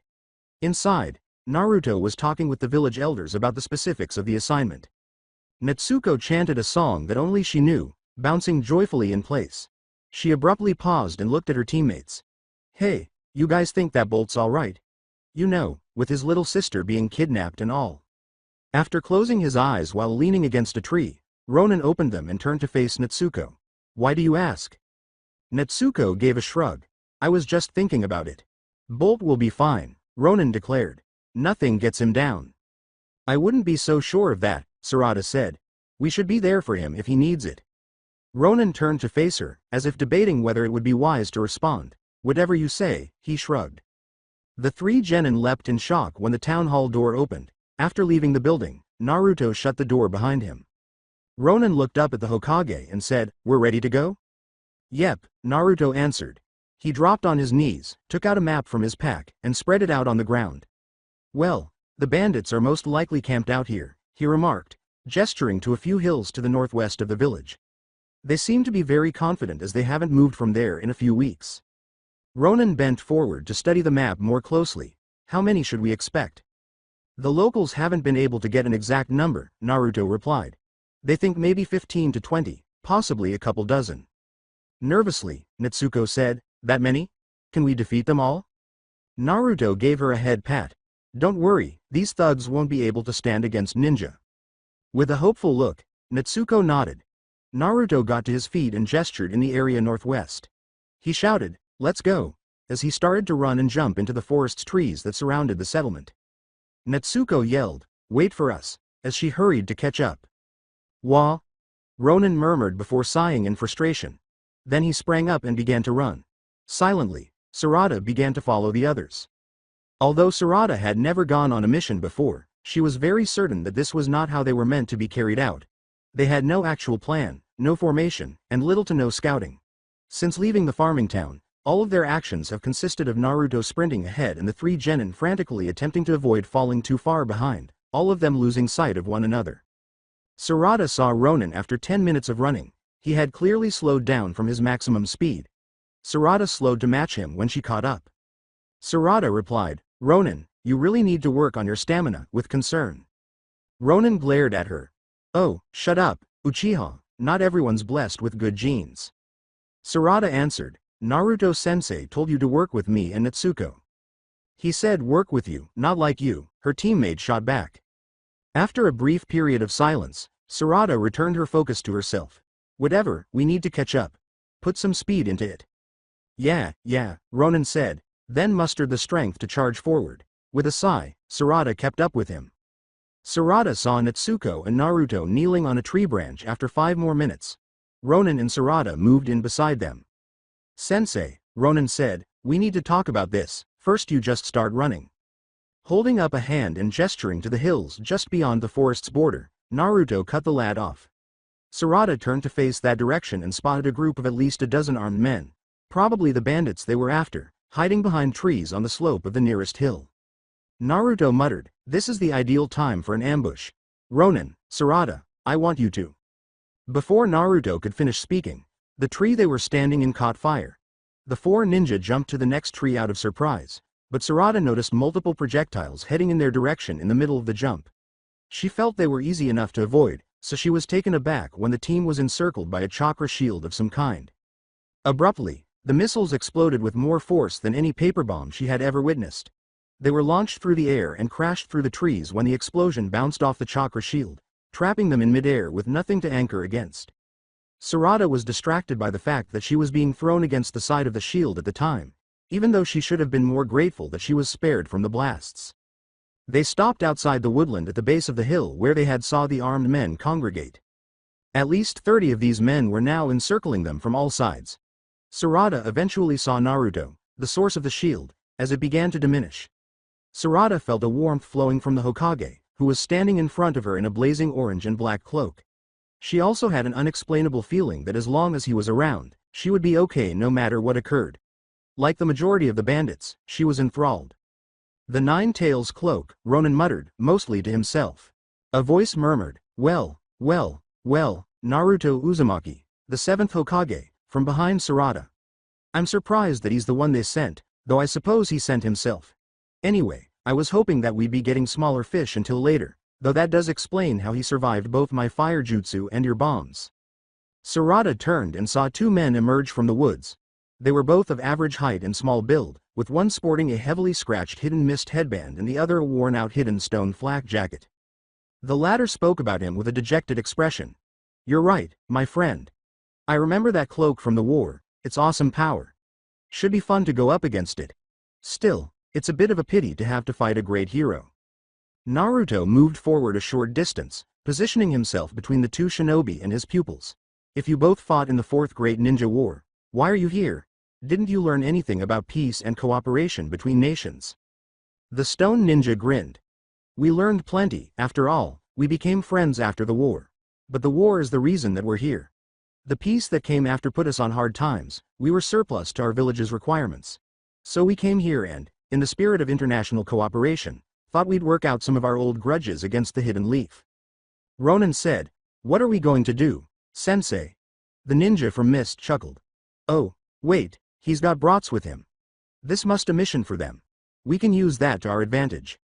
"The guy with the explosives is the problem here," Naruto declared out loud. "I can't fight him and protect you 3 from his attacks at the same time. I need to draw him away. But I can't draw both of them and I can't leave you alone to fight the other. So it looks like my best option is..." Naruto bit his right thumb, causing blood. He swiftly performed a brief set of hand signals while holding the bloodied thumb and running it along the palm of his left hand. "Summoning jutsu," he said, slamming his hand into the floor. Sarada saw a toad wearing armor with a sword attached across its back. The toad was twice as tall as an average man and had a sword strapped across its back as the cloud of smoke dispersed. "Hey there," Naruto said, "how you doing Emra? What was your name again?" The toad faced Naruto. "Naruto, can't you take an effort to at least learn our names? I swear it's like you only know Gamabunta and his kids." The toad grumbled. Gamarika, remember it this time. Yeah, sure, Naruto answered. Gamarika focused on the other ninja. So what do you need me to do? I'm going to draw the one from the hidden mist away, Naruto said. Look after the genin for me, don't let them get hurt. Gamarika pulled out his blade. Understood. As Naruto stretched his arms, orange chakra shot past his hands and directly in the direction of the mist ninja. As the chakra arms writhed around him, pushing him farther and farther into the trees and away from everyone else, the man grinned and sidestepped them. The hidden stone ninja went to a tree and took a seat after the two fighters were out of sight. Well, I really should go help, but I can't leave our flank exposed like this. But it would be rather crass of me to turn my strength against a bunch of pups. He gave the bandits a vague wave in the direction of the genins, seemingly too bored to make such an effort. I'll leave it to you fellows, should be more of a sporting match. Sarada caught a glimpse of one of the men charging at her with a blade out of the corner of her eye. She instinctively sidestepped the blow and countered with a jab to the chin, throwing her assailant off balance. She started to cut his throat with a kunai, but she stopped herself. She was horrified as she understood that the strike would end this man's life. Sarada didn't respond to the bandit's downward swing until it was too late since he saw her hesitancy. Luckily, she didn't have to because the man vanished in an instant. The toad fell beside Sarada with a loud thump. You're lucky my liquid bullet got there in time. What's your name, kid? Sarada turned to see the bandit's body lying in a small crater on the hillside, damp, shattered, and mutilated. Sarada. Sarada Uchiha. Gamarika prepared his blade. I understand if you were hesitant to kill, Sarada. Naruto is no different. But at the very least you must fight, to protect yourself and your teammates. So go out and fight. Same goes for you too. Ronin and Natsuko sighed. Sarada prepared herself for the impending conflict after realizing what the toad was saying. Even the lowest ninja could fight unskilled robbers like them, despite the fact that they were merely genin. The enemies fell one by one, yet the genin never delivered a single lethal blow. Gamarika, however, had no such reservations. Sarada examined the battlefield once the last of the enemy had fallen. The majority of the bandits were either unconscious or writhing in agony on the ground. Those who weren't had either massive sword wounds or disfigured, drenched bodies as evidence. On one side of the miniature battleground, Sarada and Gamarika were positioned near one another, while Ronin and Natsuko were on the opposite side. This time, the hidden stone ninja made the decision to move, getting up from his chair beneath the tree and advancing a short distance. I guess those men were useless. Ah well, we can replace them. I'll just have to deal with you brats myself. Don't worry, it won't take long, even with the toad to look after you. The man made a number of hand signals for a jutsu that Sarada was unfamiliar with, but nearly soon after he was done, he began the signs for a method that she was far more accustomed to. The stone ninja shouted, "Fire style, fireball jutsu," as flame burst out of his mouth. Sarada felt big arms around her as the fires approached, and Gamarika abruptly lifted her into the air. He fired several liquid bullets close to Ronin and Natsuko because he couldn't get to them, leaving a tiny opening in the flames around the genin. Sarada was astounded by the attack's enormity as she gazed down. She had never imagined that the fireball jutsu could be used on such a large scale. She was horrified to see that all of the men who had been unconscious on the ground, the ones she had been unable to kill, were now dead. Their own boss burned them to a crisp. The flames began to fade as Gamarika and Sarada descended. Ronin hurled multiple shuriken at the stone ninja, perhaps intending to use the flames to deflect his blow. The weapons were thrown out of the air as though by an unseen force as the man just waved his hand in a sweeping manner in response. Then he picked up two of the shuriken and hurled them back at Ronin, hitting him directly with each. Ronin hit the ground, and Sarada's eyes grew wide. Sarada didn't notice or care that Gamarika's landing force knocked her glasses off her face. She was down by Ronin as fast as she could, examining his wounds. He had been severely burned on both arms and struck in both shoulders by the shuriken, thus he had not been completely spared from the fire. She saw no indication that his life was in imminent danger, even though the wounds would probably be extremely painful and prevent him from participating in the battle. He was breathing steadily but with strain. He kept his eyes shut. Sarada asked aloud, "Where is Uncle Naruto?" But in reality, she was just questioning herself. With what appeared to be a smile flashing over his lips, Ronin opened one eye and turned to face Sarada. "Well, looks like you finally decided to bring those damned Uchiha eyes into play." Sarada took a moment to consider what her teammate had just stated. She noticed the whirling energy coming from her body when she looked at her hands. Chakra was visible to her. Her Sharingan had sprung to life. Sharingan. shouted the stone ninja. I'd heard that Sasuke Uchiha had a little brat, but to think I'd run into you here. Let's see how things develop. I want me a taste of the vaunted Uchiha power. Sarada remained kneeling by Ronin as she glared at her opponent. Sarada, Ronin whispered, there's something that I want to test out, your eyes may be of some help. The youngster tried to sit up, cringing at the pain from his burns and wounds. Sarada was gently put back down by Natsuko, who knelt beside him. You're no condition to fight, she remarked, her face showing concern. What do we do, Sarada? We can't beat this guy, he's too strong. After giving it some thought, Ronin answered. We're not running, like I said I have an idea. Natsuko, throw a kunai at him. Sarada, watch it closely. But, Natsuko began. Do it, Ronin commanded in a stern tone. With a sigh of surrender, Natsuko pulled out a kunai and hurled it towards the stone ninja. As before, their opponent casually waved his hand and used an unseen force to knock it out of the air. Sarada could see more, though. What was that? Exclaimed the renegade ninja. Come on, Uchiha brat, show me what you got. Well? Inquired Ronin. It looks like he's using chakra to block attacks, Sarada replied, but there's something different about it, it's a different color from the chakra that's just leaking out of our bodies. Ronin raised his gaze to the heavens. I wonder. Gamarika said, you got something in mind, kid? I do, Ronin said. Listen closely. Sarada leaned in to hear Ronin's idea, as did the others. After he concluded his explanation, they got ready to implement the plan. Natsuko initiated the assault by hurling shuriken at the adversary from both sides. He extended his arms to his sides and used his chakra shield to deflect the shots. Then Gamarika leapt over the stone ninja and slashed his back. The toad was pushed away when the adversary turned and blocked again. Now, Sarada! Yelled Gamarika. The stone ninja faced the three genin once more. A simple diversion like that. Elementary. Gamarika leapt aside as he raised his shield in response to Sarada's frontal attack. When the stone ninja understood the precise nature of the attack, his eyes grew wide. Sarada exclaimed, Fire style, fireball jutsu, as she began the move. She was shocked that it wasn't deflected. In fact, it was much stronger than she had anticipated, with flames rising and consuming a number of trees in the forest beyond her intended target. The rogue ninja let out an otherworldly shriek of pain that Sarada had never heard before, not even in her wildest nightmares, and she watched in dread. As the flames and his screams subsided and the body dropped to the ground, she could see her victim's flailing, burning arms. More than anything else, Sarada's weariness caused her Sharingan to deactivate. Well done, kids, Gamarika remarked. The enormous toad vanished into a puff of smoke after saying, I think I'm done here, see ya. There was silence for a bit before Sarada inquired, what was that? That was way more powerful than I intended it to be. Is that an effect of the Sharingan? No, Ronin replied, I doubt it. I think my theory was right, that defensive jutsu he was using was wind-based and he also used it to increase the effectiveness of his fire techniques. Unfortunately for him, that carries a risk, because enemy fire jutsu used against him would be strengthened too. A voice said, you're right, and the genin froze in terror. To think that a bunch of brats have done me in. It wasn't even the Uchiha that figured me out, but some random boy. Ha!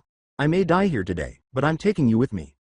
Sarada turned to see the genin sitting there, too startled and terrified to act, as the terribly burned stone ninja rose from the ground and began to charge.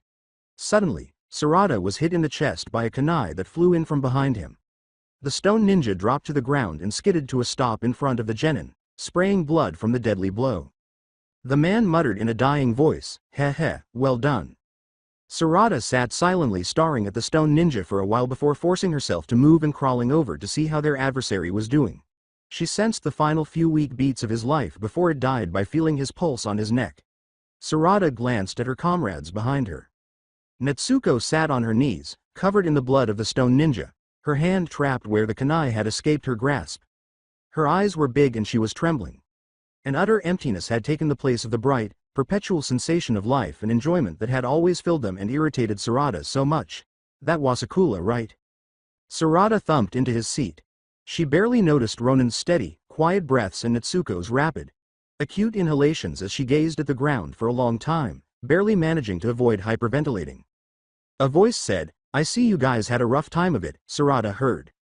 When she looked up, she saw Naruto standing over her with the mist ninja's unconscious body thrown over his shoulder. He knelt in front of Sarada and carefully set him down on the ground. He jerked a thumb at the mist ninja and said, "Sorry I didn't get here sooner. Should have finished with this more quickly. I was too careful about not killing this guy and keeping him away from the farming village. Should have been more worried about protecting you three. Sorry." Sarada turned to face her teacher, but she remained silent. She didn't blame him and didn't feel the need to accept his apologies. Sensei. Natsuko gasped, tears beginning to trickle down her cheeks. Moving silently beside her, Naruto gave her a gentle pat on the head.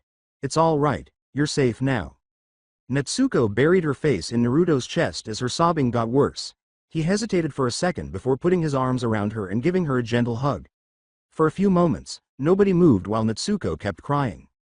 "Sensei." Ronin interrupted the quiet. Naruto said, "Yes? There's one thing that I don't understand," the injured genin stated. "Why did those two ninja choose to fight you? They'd seen you fighting before, why didn't they run or surrender?" Naruto turned to face the mist ninja, who was still unconscious. "You can ask him when he wakes up." Ronin looked up at the man and said, "Maybe I will." Naruto untangled himself from Natsuko shortly as her tears started to dry. Natsuko remained where she was, staring at the ground with a sorrowful expression on her face. Naruto approached Ronin and took a seat. He examined his injuries and inhaled deeply. Then, a chakra cloak that resembled but differed from the Nine Tails cloak covered Naruto, saying, "I'm sorry, you should never have been hurt like this." Once more, it was orange and black in color, but it had a different shape, and Sarada had never felt the chakra it radiated. Ronin's wounds instantly healed when Naruto lightly touched his shoulder. With a shocked expression on his face, Ronin sat up and looked at the area where his burns had occurred. This also amazed Sarada, but she was too emotionally spent to say so. Natsuko was the same based on the expression on her tear-stained face.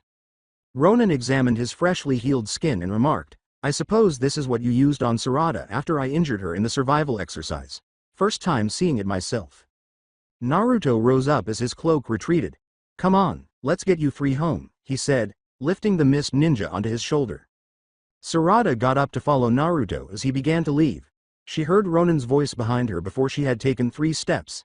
"Hey, Sarada, you forgetting something?" Sarada turned to see Ronin extending her eyeglasses. She had forgotten that they had slipped off in all the chaos. Her teammate gave them to her. She murmured, "Thanks," and put them back on. Ronin gave a shoulder shrug. "Whatever you say, Uchiha." From the forest's edge, Naruto yelled out, "Could you guys be any slower?" Natsuko appeared to lack the motivation to get up and remained seated on the ground. Ronin pulled her up by grabbing her arm. "Come on, we need to get going." After taking a big breath and nodding, Natsuko began to follow their sensei by walking beside Ronin. Silently, Sarada followed them. They made a halt in the farming village to get some rope to bind their prisoner and to tell the customers of their success. After that, they carried on toward the hidden leaf. For several hours, Natsuko, the team's regular conversation starter, continued her post-battle retreat while Ronin and Sarada continued their customary silence. Still being slung over Naruto's shoulder, the imprisoned mist ninja began to stir. "Argawa? It seems I've been captured. Pity." Ronin approached the prisoner to speak with him. "Hey, I've got some questions for you." The child caught the mist ninja's attention. "Ma, I may have answers. But first answer mine. What happened to the others?" "They're all dead," Ronin said in a tone that was devoid of emotion. The prisoner gave a quiet smile. "Good. Looks like you got there ahead of me, my friend." "What about the other men in your group?" Ronin inquired, seeming more inquisitive than repulsed by the ninja's seeming indifference to the lives of his men. The ninja from Mist laughed. "You know, I find that searching for your own death makes you unsympathetic to that of others." Ronin asked, "Searching for your death? Is that why you didn't flee when you realized who we're up against?" "Yes," the Mist ninja replied. Ronin pressed, "But why?" "We already told you," the captive said. "Our villages released us. They had no need for us. There is nothing worse than not having a purpose to your life." "So you couldn't fight for your village? Big deal. There are plenty of other things you could spend your life doing," Ronin said. The Mist ninja chuckled quietly. "Perhaps you're right, but we're shinobi. We've been trained for the battlefield since we were children. It is all we know. If we cannot contribute on it, what other purpose can we serve? Without that, our reason for living became dying." "For wanting to die, you sure fought awful hard to stay alive," Ronin replied. "I'm no expert, but I'm pretty sure there are more efficient means of suicide." With sorrow in his eyes, the Mist ninja raised his head. "Suicide? Yes, we considered that. But that Issa unseemly. We always thought, believed that our deaths would come for us on the battlefield, fighting for our lives. We couldn't have it another way. So the whole, taking out grudges against the hidden leaf, thing was just a lie? Ronan inquired. Oh, no, that was real enough, the prisoner replied. We figured that we'd take care of two things at once. We wanted to work our way through as many leaf shinobi as possible before they finally got us. We both considered that a worthwhile thing to do. As it happens, the first person they sent was well out of our league. Ronan silently observed the mist ninja for a few moments before asking another question. What is your name? My name? Was the response. Boy, the dead have no need for names. Sarada reached her home just after dusk. She removed her sandals and made her way carefully to her bedroom. On her way to her destination, Sarada walked by her mother, who was drinking tea in the kitchen. Sakura said, mission or training today, Sarada? Sarada paused and turned to face her mother, her eyes heavy with mental and emotional tiredness. Mission. Sakura gave a friendly smile. What did you do? Dog walking? Babysitting? Fought bandits and a couple of ninja, Sarada replied. Sakura exclaimed, oh, that's... with a startled expression on her face and voice. Unusual for a rookie. In an attempt to avoid being drawn into a drawn-out discussion, Sarada nodded but remained silent. Sakura got to her feet, approached her daughter, and glanced at her. You look a little banged up but nothing too bad. Are you training tomorrow? We're getting tomorrow off, Sarada said, shaking her head. Then a team meeting and training session the day after. Sakura said, I see, after finishing her examination. She gave her daughter a head pat while grinning. Looks like you deserve a bit of rest, so go ahead. Just remember, I'm proud of you. Sarada gave a bashful nod. She answered, yeah, mama, good night, and started walking back to her bedroom. The day had been long and terrifying, and she needed a long slumber. At Guy's flat, Kakashi wanted to speak with his closest and oldest buddy. He knocked on the front door and waited for someone to say, come on in. From behind it. He opened the door and allowed himself in after getting his cue. Guy was sitting at a table by a big window in the kitchen, gazing down at the marketplace below. Kakashi, my old rival, Guy remarked as he saw the sixth Hokage. I heard you went on mission. Yeah, Kakashi replied, got back a few days ago. Is it the kind of the mission you can talk about? Guy inquired. No, Kakashi replied as he took a seat at the table. Now what would you like to hear about it? Guy gave Kakashi a perplexed look. Didn't you just say that you can't talk about it? Yes, Kakashi replied. But I need to bounce some thoughts off someone, and I guess since I'm still technically Hokage I'm at liberty to say who I do that with. Guy choked back a giggle and shook his head. You sly dog, Kakashi. You've been complaining about still being treated like a Hokage ever since you retired, but as soon as you can use it to your advantage you don't hesitate. That's what I like about you, Kakashi, you're pragmatic. It's what made you such a challenging opponent. Kakashi was staring out the window. Sorry, what did you say? Guy gave up and hung his head. Never mind. Can you tell me about your mission? Kakashi reclined in his chair. We were sent to the village hidden in the sound. We'd received intel that it had been attacked and were sent to ascertain the situation. Guy said, and what was the situation? Kakashi was silent for a while as he tried to come up with the words. The village was destroyed. From the evidence we found we concluded that the assailant had the Rinnegan. Guys looked back, astonished and wide-eyed. Destroyed? With the Rinnegan? How is that possible? That's what I've been trying to figure out for the past few days, Kakashi said. Guy asked, any ideas? Well, Kakashi said, we know that Orochimaru and Kabuto both have done extensive research into the Rinnegan in the past. It's possible they continued that in secret and one of them succeeded. So one of them gains the Rinnegan and then they attack the hidden sound. Why would either of them do that? Guy asked, sounding a little shocked. Kakashi glanced up at the ceiling, as if it could provide him with an answer. I don't know, perhaps Kabuto wants revenge against his former master for some reason. We know that he disappeared not too long ago. The timing is suspicious. Or perhaps Orochimaru did it to throw us off of his tail, make us think that he was dead so that he could enact some sort of plan in secret. Guy touched his chin thoughtfully. We have no reason to believe that Kabuto harbors any ill will towards Orochimaru. And the plan of not only faking your own death but the destruction of your own village seems a huge undertaking, even for Orochimaru, and a difficult feat to pull off in any case. Any surviving civilian could tell your plans to anybody. That's the thing, Kakashi remarked as he looked back up at the ceiling. Nearly the entire civilian population survived. Orochimaru could have engineered an evacuation, make everyone think the village was under attack, and keep the truth of it to a minimal few. That does seem plausible, Guy said. There is one thing that seems to be a hitch in that theory though, Kakashi replied. Guy said, what would that be? We were confronted by a couple of shinobi while en route to the sound, Kakashi replied. They were trying to delay us and claimed that they didn't work for Orochimaru. Said he was a old relic, if I remember correctly. Seemed like they was telling the truth too. So then it wasn't Orochimaru, Guy said. Yes, replied Kakashi. Or perhaps that is what he wants us to think. Another false lead to throw us off his trail. The guy shook his head. You are overcomplicating this, Kakashi. Sometimes the simple answer is the correct one. Kakashi questioned, and what is the simple answer? We don't know, Guy said. Kakashi got to his feet and moved toward the window. Thanks, Guy. You know, I most certainly could not have thought of that myself. Guy answered, well, that is what I'm here for, but his proud expression soon gave way to mistrust. Wait, are you making fun of me? Kakashi remained silent. Kakashi, are you ignoring me? Exclaimed Guy. Guy, Kakashi inquired, do you know of a protest that's supposed to happen in the market today? Guy said, no why? Because there seems to be one forming out there now, Kakashi replied. Many people were congregating in the market square underneath them, holding enormous signs with various provocative inscriptions on them. The majority included some combination of the terms, sand, war, and punish. One individual appeared to be speaking near the front of the gathering, but Kakashi couldn't hear them properly. Guy moved over to the window sill and raised himself up to observe the events below. You may want to check in on that.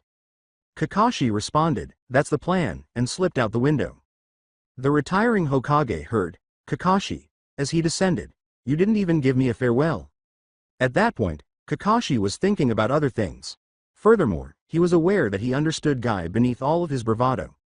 Kakashi rested on the wood canopy that covered the cafe's outside seating area and peered down at the constantly expanding crowd. The speaker at the front of the group shouted to the audience, not even a week passed, my friends, the daughter of our beloved Hokage was kidnapped. This statement was met with loud jeers. The jeers grew louder as they continued, this we know to have been the work of the Sand, who we accepted as friends and allies, even after they betrayed us with Orochimaru. Screams of support for Naruto replaced the jeers, but the speaker raised his hands, and the audience went silent. They have done so again, and we feel Lord Hokage's loss as our own. He went on when it was so silent you could hear an owl's wings beating. There is but one course of action that we can take, my friends. We must make war upon the Sand. We must march into their despicable little village, restore our lost child to us, and burn the damned place to the ground. Screams of, yeah, damn right, and down with the Sand, tore across the market square as the quiet throng erupted into chaos. Kakashi had to praise the guy who told them to turn the hidden sand into the hidden glass, for his cunning, if not the message itself. Kakashi decided that a little theatrics would be helpful in this situation, so he accelerated to abruptly appear behind the speaker. The crowd fell hushed once more upon his arrival.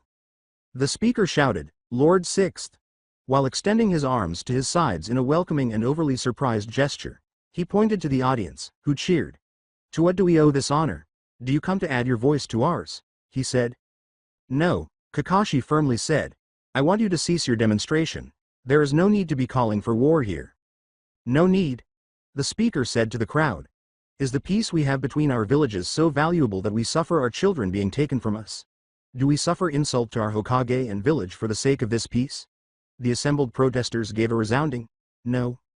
They no longer suspected the Sand, and Kakashi wanted to tell them the truth. However, Naruto wished to conceal what little they knew until Himawari was located. It was impossible to know who to trust if you didn't know who was responsible for the crime. Naruto entered the scene in a manner akin to Kakashi's earlier, just as Kakashi was running out of ideas about how to handle this circumstance. The sitting Hokage's use of wind chakra, which produced a breeze powerful enough to yank signs from the hands of gullible protesters, was the only difference. At Naruto Uzumaki's appearance, the crowd became quieter than before. The speaker said, Lord Seventh, to Naruto. Have you heard our pleas? Will we be marching to war? Naruto crossed his arms and turned to face the throng outside rather than the speaker. There will be no war. But I will not let the Sand get away. Tomorrow I will send a delegation to meet with them, and they will use every tool at their disposal to bring back my daughter. We will resolve this through diplomatic means, not battle. That seemed to quell the crowd's previous fury. Kakashi noticed that the momentum was shifting and went over to the speaker. "What's your name?" With the wind knocked out of his sails, the speaker appeared a little worried. "Now," he said incoherently. "Well, now," Kakashi replied, "the Hokage has given you what you wanted. The sand will answer for their crimes. This demonstration is over, and I think an orator of your skill can close this out." Now assessed Kakashi with a glance. Then he grinned, seemingly stroking his pride. "People, in his wisdom our Hokage has found a way better than anything than we could have thought of. Go home, secure in the knowledge that today you succeeded." The audience started to thin out. Naruto went up to Kakashi as the square started to resemble its typical congestion levels. "It's a good thing you showed up, sensei." Kakashi laughed. "Hardly. Now what's the plan?" Kakashi followed Naruto as he turned and began walking toward the Hokage residence. "Exactly what I told those demonstrators. I'm going to send Temari to have talks with the sand. The people need to see that we're doing something about this situation." Kakashi questioned, "But we no longer suspect the sand, why pursue them?" Naruto replied, "We can team up with them, get their help." He paused for a moment before continuing. "Who was the spokesman at the protest?" "He said that his name is Now," Kakashi added. "I didn't recognize him and he's suspicious to say the least." Naruto gave a nod. "I agree, I'll have Shikamaru investigate him." "Good," Kakashi replied. "Until we know who's behind all this we need to suspect everybody. It's troubling to say the least, the events of the past few weeks." As they turned a corner, Naruto said, "I know what you mean, the sound, Himawari. We have a lot of problems where everything seemed to be alright before." "Yeah," Kakashi replied, "we need to find whoever is responsible for all of this." Naruto glanced curiously at Kakashi. "Just one person responsible for all of it?" Kakashi confirmed with a nod. "Or at least a single group of people. All of these seemingly disparate events, the timing is suspicious. I don't think that it's mere coincidence." Naruto gave a shrug. "Why not? It could happen." "I suppose you're right about that," Kakashi said. "In any case I intend to stick around for the time being. I think I might have a role to play in the weeks and months to come." "Good to hear, sensei," Naruto answered. After that, they split off, with Naruto continuing on his route to the Hokage residence and Kakashi heading to his residence. Kakashi pondered as he made his way home. He had believed that he could finally, for the first time in his life, relax after retiring. However, he now realized that this was not the case, at least not quite yet. He still had a part to play. Temari strolled down the street to meet her team for training in the morning. As she continued, she thought of their recent development. Even if Himawari's abduction had thrown a wrench in proceedings, it was still good. After completing their tree climbing session, all three had shown themselves to be natural chakra controllers.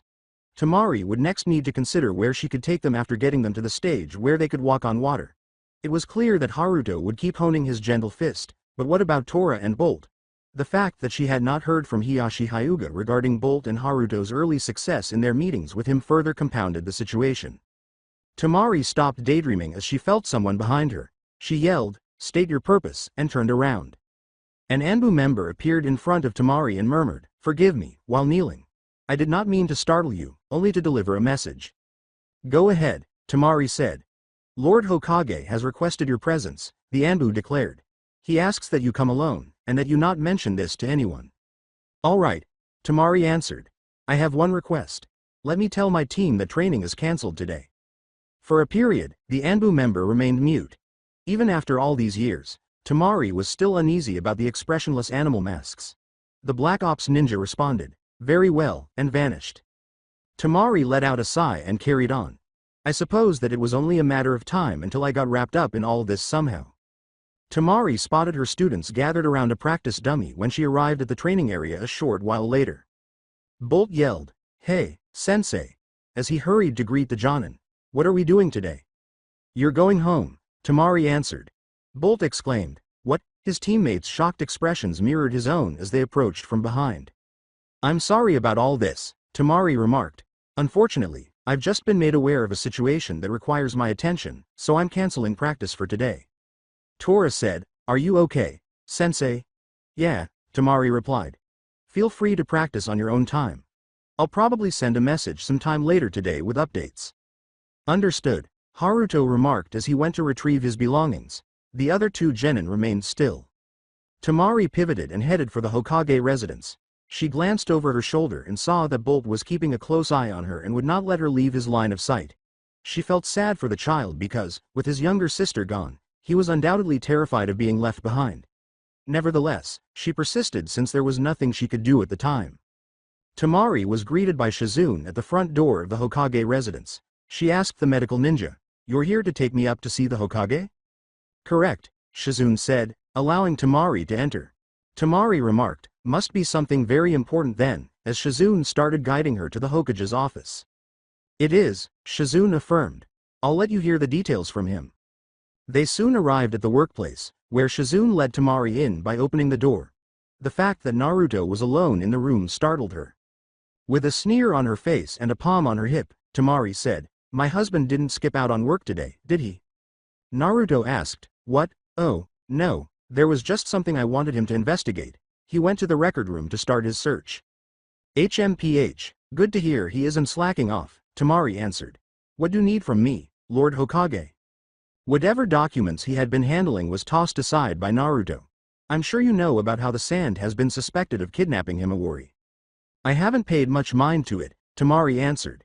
"You and I both know that Gaara would never try to harm your family." "Yeah," Naruto nodded. "But other people out there might not know as much, so I'm sending you to meet with a representative from them. Try to get a public statement that they're not involved, and get their help in the search effort."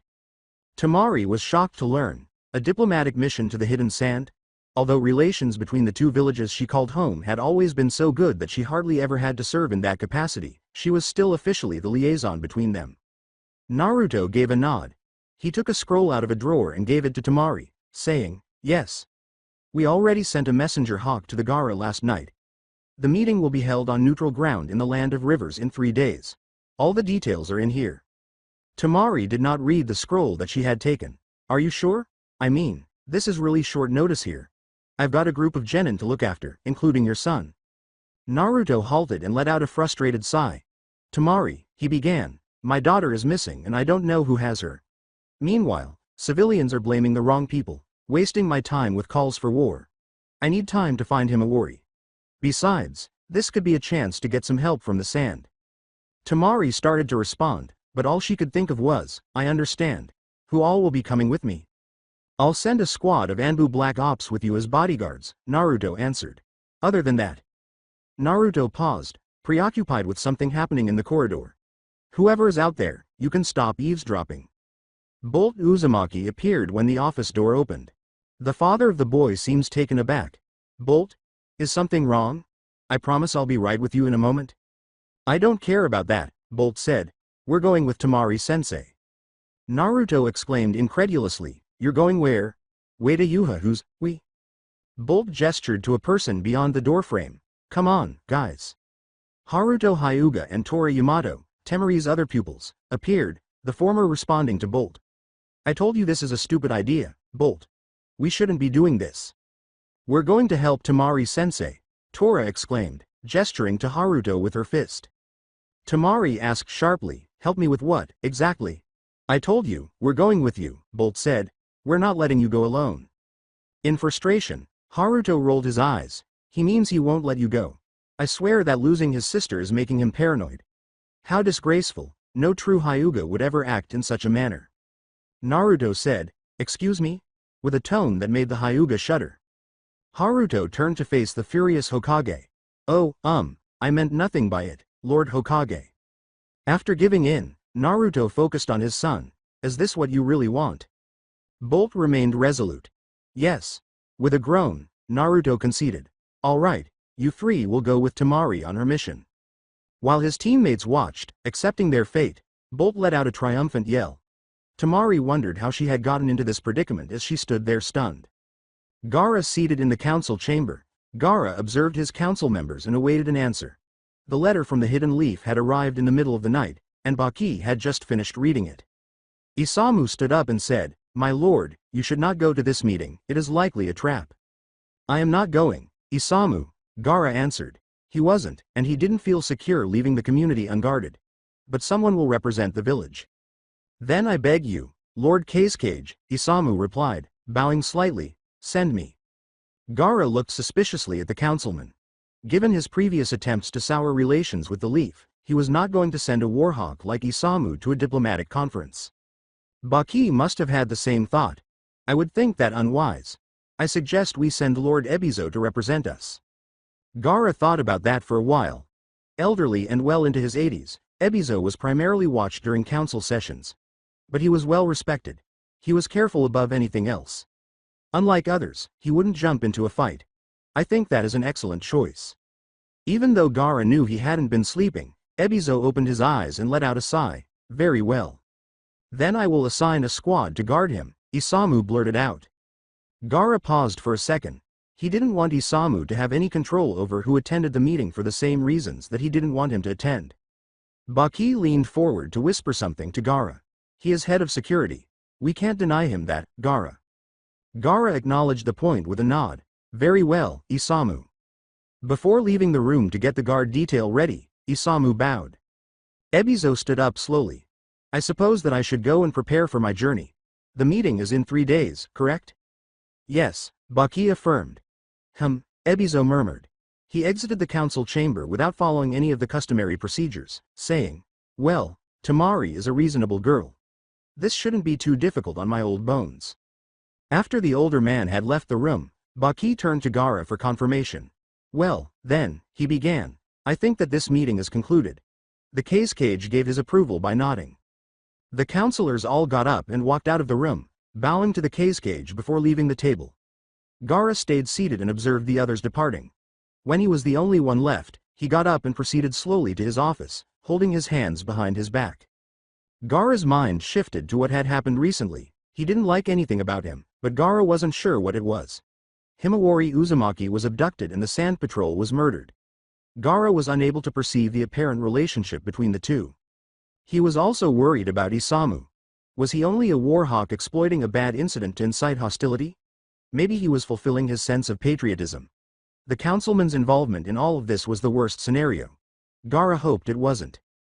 Gaara's thoughts were mostly focused on the encounter with the Hidden Leaf. The results of such talks would determine whether or not the villages could continue to live in harmony. Sarada emerged from a dreamless sleep and opened her eyes. At least physically, she felt rested. She was still emotionally spent from the previous day's events of her first expedition, and it troubled her. Despite her best efforts to ignore it, she lay in bed and thought about all that had happened. The devastation they caused, all those who perished, and her Sharingan. She became acutely aware of the significance of that final sentence. When she last saw her father, she vividly recalled what he had told her. Sarada has tasks to complete. Sarada got out of bed and stood up. Without even considering breakfast or taking a wash, she hurriedly changed into fresh clothing. She left the house and made her way into town, walking purposefully. Sarada's top priority was to locate Kakashi. The issue with that was that the 6th Hokage might not even be in the hamlet, and there was no one location where you could find him, not even in the man's apartment. Sarada made the decision to pursue the next best option. She entered one of the apartment buildings with a view of the main plaza after arriving at one of the village's marketplaces. Running up the stairs, she reached the floor where Might Guy's apartment was located. Sarada stopped at the front door of the taijutsu teacher and repeatedly knocked. Guy's voice spoke out from the other side. Hello? Kakashi, is that you? Hold on, I'll get it. Guy was approaching the door, and Sarada could hear him grunting. When it opened, he was standing on his hands and drenched in sweat. When Guy realized who it was, he paused. What? I was in the middle of some pull-ups. He grinned broadly and replied, Oh, Sarada, I wasn't expecting you. Are you here to spend some time with your uncle Guy? No, Sarada said. Do you know where Grandpa Kakashi is? It's important. Guy hesitated for a bit before responding, with a disappointed expression. I don't know where he is right now, but if I had to guess he'd be looking for someplace to have breakfast right about now. Sarada hurriedly muttered, thanks, and ignored Guy's cries as she ran back down the hall. She hurried inside the closest eatery after descending the stairs and leaving the building. Pardon me, she said the hostess. Have you recently seen Kakashi Hitaki? The hostess seems taken aback by the inquiry. The Lord Sixth? No, I'm afraid I haven't seen him since yesterday, sorry. Sarada nodded and started jogging, pausing at every restaurant she came across, just to witness the same situation repeatedly. Sarada visited a dozen or so businesses before pausing beneath a pedestrian bridge to gather her breath and reflect. Sarada heard someone say, Yo, above her. When she looked up, Kakashi was seated on the bridge. Grandpa Kakashi? I was looking for you. Kakashi answered, I know, before leaping to the ground and landing beside the little Uchiha. Was there something you wanted from me? Yes, Sarada replied. Papa told me that you could train me in the Sharingan. Kakashi's veiled face showed no emotion. Listen, Sarada, I can't teach you about something. No. Sarada cut him off. She blinked and turned on her Kekai Genkai, saying, I've awakened my Sharingan. Kakashi halted her speech and bent over to examine her new eyes more closely. I see.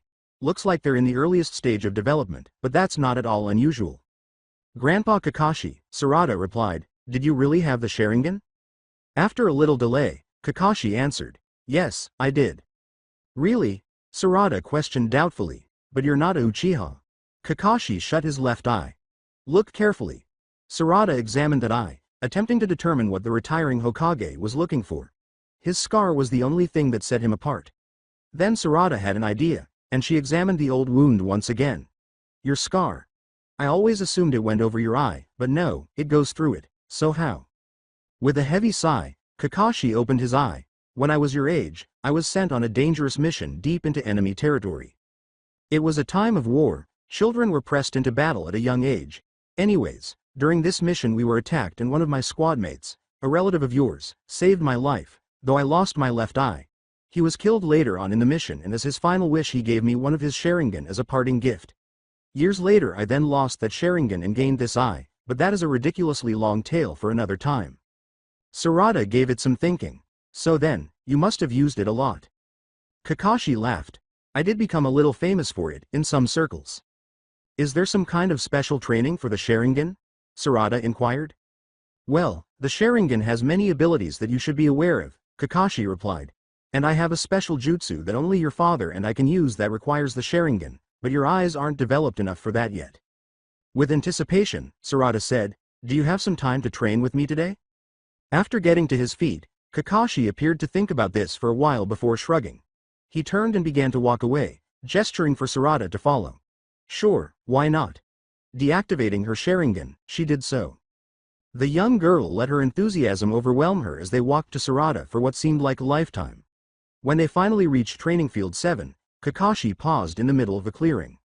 I assume that you've already witnessed at least some of what your eyes can do, Kakashi replied. What have you figured out so far? Well, I know that I can see chakra, Sarada replied. And that certain types of jutsu will produce chakra of different colors. Well observed, said Kakashi. Yes, that is the most basic of the Sharingan's abilities. That, along with an improved ability to read hand signs and other movements, should make it possible for you to analyze and predict enemy jutsu with a high degree of accuracy. Of course, the Sharingan has several other powers, but at your level they are not developed enough for you to make good use of them. Sarada nodded, taking in this information with wide eyes. How do I get strong enough to use the other abilities? That will take time and practice, Kakashi replied. I'm sure that you'll figure out at least some of them on your own. Okay, Sarada replied. Where do we start? Simple, Kakashi retorted. I am going to demonstrate multiple types of jutsu for you. You must learn to recognize what type of technique it is, based on both the signs used and the chakra it produces. As soon as he finished speaking, Kakashi flashed through a series of hand signs too quickly for Sarada to see. Fire style. Fireball jutsu. He said. The young Uchiha was barely spared when the massive ball of flame crashed past her. Sarada recoiled from the fire jutsu and collapsed to the ground. What was that? Exclaimed Sarada. That could have seriously hurt me, Grandpa Kakashi. I couldn't even see your hands anyway. Kakashi changed his position as though he were getting ready for combat. Most high-level shinobi will perform their hand signs at speeds like that, to prevent exactly what I'm trying to teach you. Neither will they allow you to simply stand by and watch, you'll have to learn to do this while under duress. Now, use your eyes this time. Sarada used her Sharingan just in time to see the retired Hokage make another rapid string of hand signals. A cloud of earth rose beneath the young Uchiha's feet, and she was barely able to dive out of the way. Good, Kakashi remarked. Keep going. It was difficult for Sarada, and it went on like this for more than an hour. She was only able to dodge for the majority of that time, but she soon learned that Kakashi wasn't really attempting to hit her, or rather, he was only getting near enough to make her dodge. Because Kakashi was moving too quickly and switching between aspects too quickly for her to understand, she was also having trouble deciphering the patterns behind the techniques. Nevertheless, she could sense that she was becoming more adept at identifying the attack's source and avoiding. After finishing yet another set of signs, Kakashi vanished, leaving only a hole where he must have used Earth style to dig into the ground. Sarada thought the retiring Hokage was breaking the surface because there was a rumble behind her. She turned and was shocked to see 8 replicas of Kakashi. Together, the Kakashis murmured, "One last test before we call it a day. Which of us is the real one?" Sarada looked from one clone to the other, trying to find a clue. However, she had nothing to cling to. At last, desperate, she gestured toward the clone that was farthest to her right. The Kakashis all simultaneously said, "Wrong," and then they all turned to smoke, leaving only the real Kakashi standing in the center. Sarada responded, "Okay," and turned off her Sharingan. She asked, "What's the secret? How could I tell which one was real?" As she suddenly became weak and started to fall face down into the ground. Kakashi appeared before her in an instant, grabbing her and assisting her in getting down on her knees. The one-time copy ninja put a comforting hand on Sarada's shoulder and warned, "Be careful, the Sharingan can be exhausting if you aren't used to it. As to your question, there was nothing you could have done. Shadow clones are identical to the original and not even powerful visual jutsu like the Sharingan or the Byakugan could differentiate between them." Sarada steadied herself and said, "But what was the purpose behind showing me that?" Withdrawing his hand, Kakashi stood over the young Uchiha. "Your eyes are powerful and will become even more so, but they have their limits. You need to remember that, and work on other things to become a well-rounded shinobi in person." Sarada absorbed this knowledge and nodded. "I think I got it. Thanks, Grandpa Kakashi." "Don't mention it," Kakashi said, grinning beneath the mask. The retiring Hokage then vanished into a cloud of smoke, leaving Sarada on her own. "If you want to train some more or just ask questions, come find me again." Sarada paused to regain her breath, then got up and started walking home. Finding out about her birthright, the power in her eyes, made her feel fulfilled. But she knew in the back of her mind that she had another task to complete. As she shut her home's front door, the young Uchiha heard, "Sarada, is that you?" "Yeah, Mama," she replied, starting to take off her sandals. "Okay," was the reply. "I was a little surprised that you weren't home when I got back from work. I was hoping to have some lunch with my baby girl." Sarada put her palm to her stomach, realizing all of a sudden how hungry she had been all day. However, she shook her head and returned her attention. "Mama, I need to ask you something. It's important." Sarada felt a burden mounting on her shoulders as a stillness ensued. Sakura lifted the burden by responding, "All right, hold on a second. I'm taking a bath." Sarada heard footsteps and water trickling as she entered the main hall. Sakura was leaning out the doorway with a towel wrapped around her as she turned to face the restroom. "Yes," Sakura asked. "Mama, can you show me the secret room under the family altar?"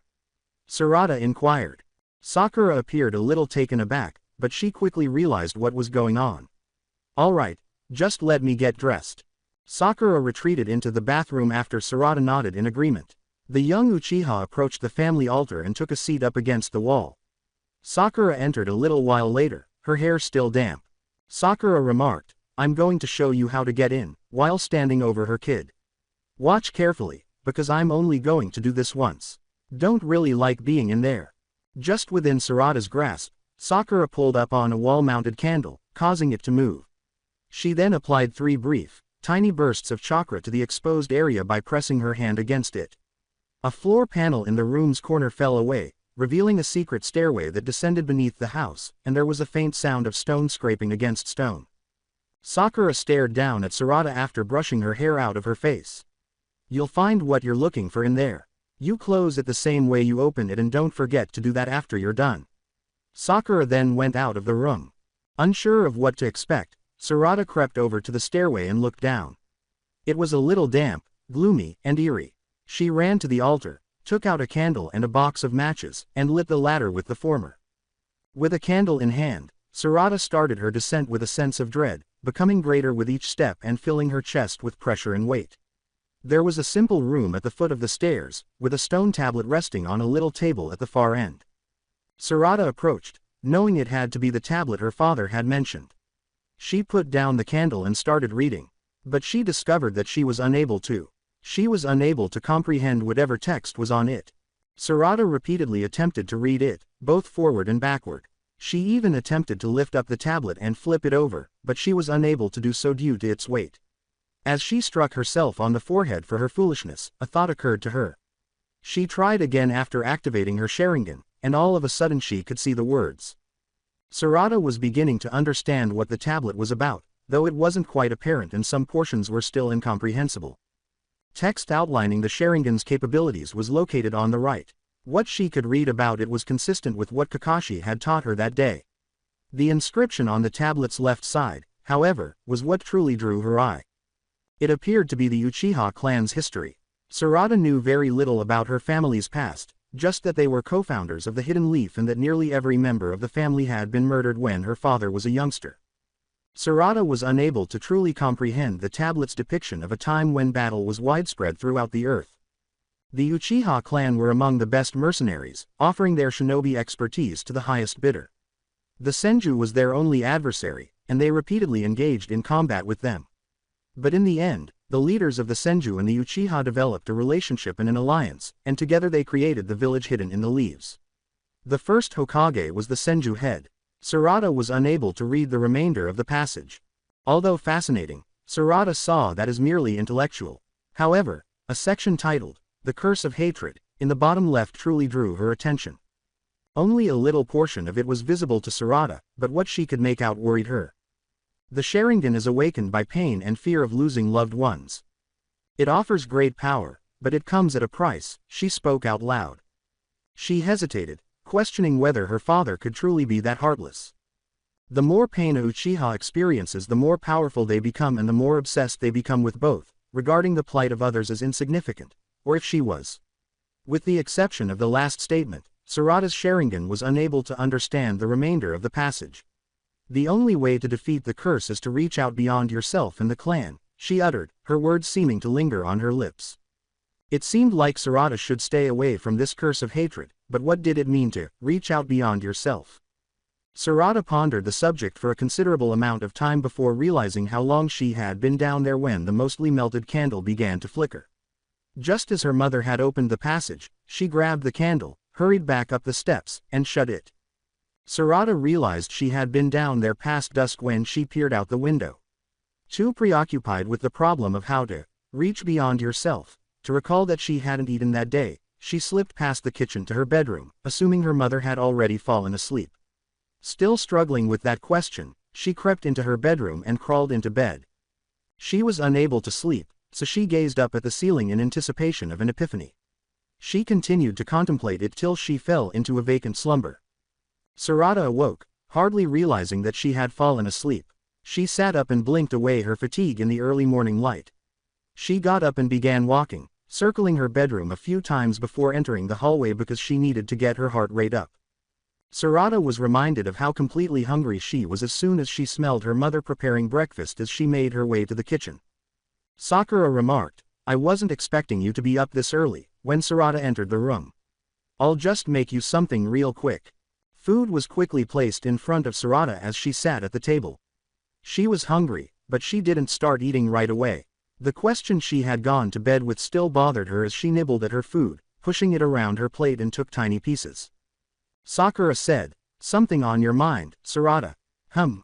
Oh, Sarada remarked, just a nothing. I imagine that between your first mission and awakening your Sharingan there's a lot going through your head right now," Sakura replied. Sarada glanced up at her mom. "Yeah, but I don't know what to do with it." "Maybe you talk about it with Naruto today," Sakura said. Sarada decided to ask her sensei during the team meeting later that day after realizing that her mother was correct. After eating breakfast with a renewed sense of purpose, she started preparing for the day. Sarada hurried to the meeting, eager to find out the answer to her query. She arrived early in her haste and found herself at Training Ground 7 once more. Sarada sat on the floor, knees drawn up to her chin, with nothing to do except wait. Ronin showed in a little while later, and Sarada followed the youngster as he sat down away from her. She recalled that Ronin had unlocked her Kekai Genkai and that the Sharingan awakened from the anguish of lost love. When Sarada considered some of the ramifications of it, she could feel herself blushing. Ronin saw Sarada gazing. "Something you want to say, Uchiha?"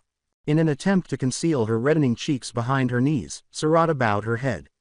Nope, nothing at all. Ronan shook his head, but Natsuko's entrance interrupted their conversation. The girl was still in the same unusually gloomy state that she had been in at the end of their assignment. She did not appear to recognize either of her teammates when she sat between them. They sat there in silence. Nobody spoke out to chastise Naruto for being almost an hour late when he finally showed up. Naruto said, "Hey, guys, sorry I'm late," as soon as he arrived. Naruto stared worriedly at his crew when no one responded. "Okay," he said, taking a seat. "Obviously you guys need to talk. I know you went through a lot." For a long time, nobody spoke. "Well, come on, spit it out," Naruto replied. Ronan uttered the words, "I have a name," almost to himself. Naruto said, What was that?" Ronan said, almost to himself, "I said that I have a name." Once more, Ronan leapt to his feet and said, "Those ninja we fought. They'd given up, on life, on happiness, even their own names. I won't be like them. I have a name, I have a dream, I am Ronan Moto and I will be a great ninja. Even if my dreams are pointless, I'll still be proud, because I'm Ronan Moto and no one can take that away from me." The youngster screamed into the sky. Without saying anything, Naruto sat back down, grinning broadly and giving the boy a large thumbs up. Then he looked at Natsuko. "Got anything you want to say?" The solemn girl gazed at the floor. "When I was little I always wanted to be a ninja.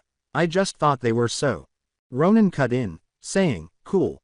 Yeah," Natsuko replied. She started crying and said, "But what happened out there?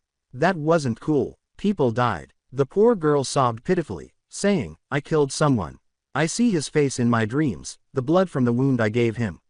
I don't know if I can take it." "Natsuko," Naruto whispered comfortingly, "do you know what it means to be shinobi?" Natsuko attempted to dab at her tears. I don't know. I guess I never really thought about it. Beyond being, you know." "Cool," Ronan concluded. "Yeah," Natsuko replied. "Natsuko, shinobi are those endure," Naruto remarked. "To be a ninja means that you struggle through the pain and the hurt, because the path to a better world is always hard. Besides, ninja don't just become cool, they get that way because they work really hard for a goal." Natsuko cleaned her eyes and stopped crying. "Don't ever give up, even when it seems impossible," Naruto went on. "If you stop you fail yourself and your friends." Natsuko understood and nodded. She appeared more determined and powerful. She didn't appear depressed for the first time in days. Naruto said, "What about you, Sarada?" Sarada parted her lips, ready to elaborate on everything that had been on her mind since the night before. However, she reconsidered after hesitating. Outside of the Uchiha clan, that kind of information didn't really belong. "Well," Sarada replied, trying to think of a different way to phrase her query, "how can someone reach beyond themselves? So that you don't become like those rogue ninja. Keep perspective, I mean." Naruto said, as he lost himself in contemplation. He pivoted and raised his gaze to the Hokage monument. "Do any of you know what it means to be Hokage?" Sarada looked to her companions, but nobody of them appeared to be able or ready to respond. "Well, it means you lead the village," she replied, answering herself, "that you're the most powerful ninja in the village." "No," Naruto replied right away.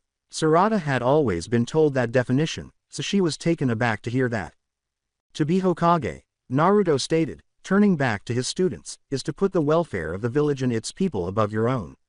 To accept every single person as your family and to protect them with all your might." Sarada gazed up at the Hokage monument, amazed. This was the solution to her dilemma. She framed each Hokage's face with her hands, beginning with the firsts and working her way to the right. For the first time in her life, she paused after Naruto's face at the location designated for the 8th Hokage and visualized her own face there. "I know what I want to do. My dream. I will be Hokage." With a bounce in her stride, Sarada entered her home. Following their motivational speech, Naruto made the decision to limit his daily training to mild exercises. Despite the fact that they had ended early, she would have been willing to practice until her feet fell off. Sarada removed her footwear and hummed loudly to herself. Her mother entered from a different part of the home. Sakura grinned at her daughter's evident joy. "Did something good happen today, Sarada?" "Mama," Sarada said, "I know what I want to do with my life." Sakura appeared taken aback by that. Sarada has never been one to discuss her aspirations in life. "Okay, what's your dream?" To be as awesome as your mother? Sakura asked with a playful smile while flexing her arm to display her amazing muscles. No, Sarada answered. I'm going to be Hokage, just you wait and see. Sakura appeared more astonished than her daughter had ever witnessed. Then she bent over and clutched her stomach as she began to laugh uncontrollably. The laughter was so powerful that she eventually had to sit down after feeling like she was on her knees. Feeling that her dream was being disparaged, Sarada pouted in outrage. Hey, Mama, it's not funny, I'm serious. Sakura answered after gradually regaining her calm. With a happy smile that only a mother could have, Sakura embraced her daughter and said, I'm sorry, you just reminded me of something from a long time ago. I don't think you could possibly have a better dream. Sasuke sat against a cave's rear wall and watched as the rain continued to fall outside. The mission into the hidden rain had begun a few days earlier, and not much had been done thus far. They had swiftly made their way to a cave close to the capital city of the tiny, insulated nation after emerging from the tunnel in the land of rain. Madoka, who had been occupying himself by tending to the fire that supplied the only warmth in the cave, has been Sasuke's only consistent company ever then. While Yamato and Sai journeyed to neighboring villages and towns, Kumi and Kankuro spent their entire time in the rain village looking for leads. Sasuke spent most of his time in silence because Madoka didn't seem to enjoy pointless chat, which, to be honest, he liked better. After spending the day lurking around the rain village, Kumi emerged from the pouring rain. Madoka raised her gaze from the flames. Nothing again today. Nothing, Kumi said, removing her poncho and taking a seat by the fire. Madoka shook his head and moaned. This country is locked up tighter than I would have ever thought possible. Not even the people seem to know much about their leadership. Yet they seem to display complete and blind faith, Sasuke observed. After giving Sasuke a long look, Madoka nodded. Yes, it is rather remarkable.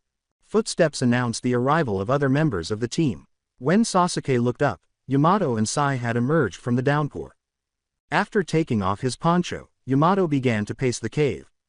Madoka watched Yamato for a few moments before asking, nothing again.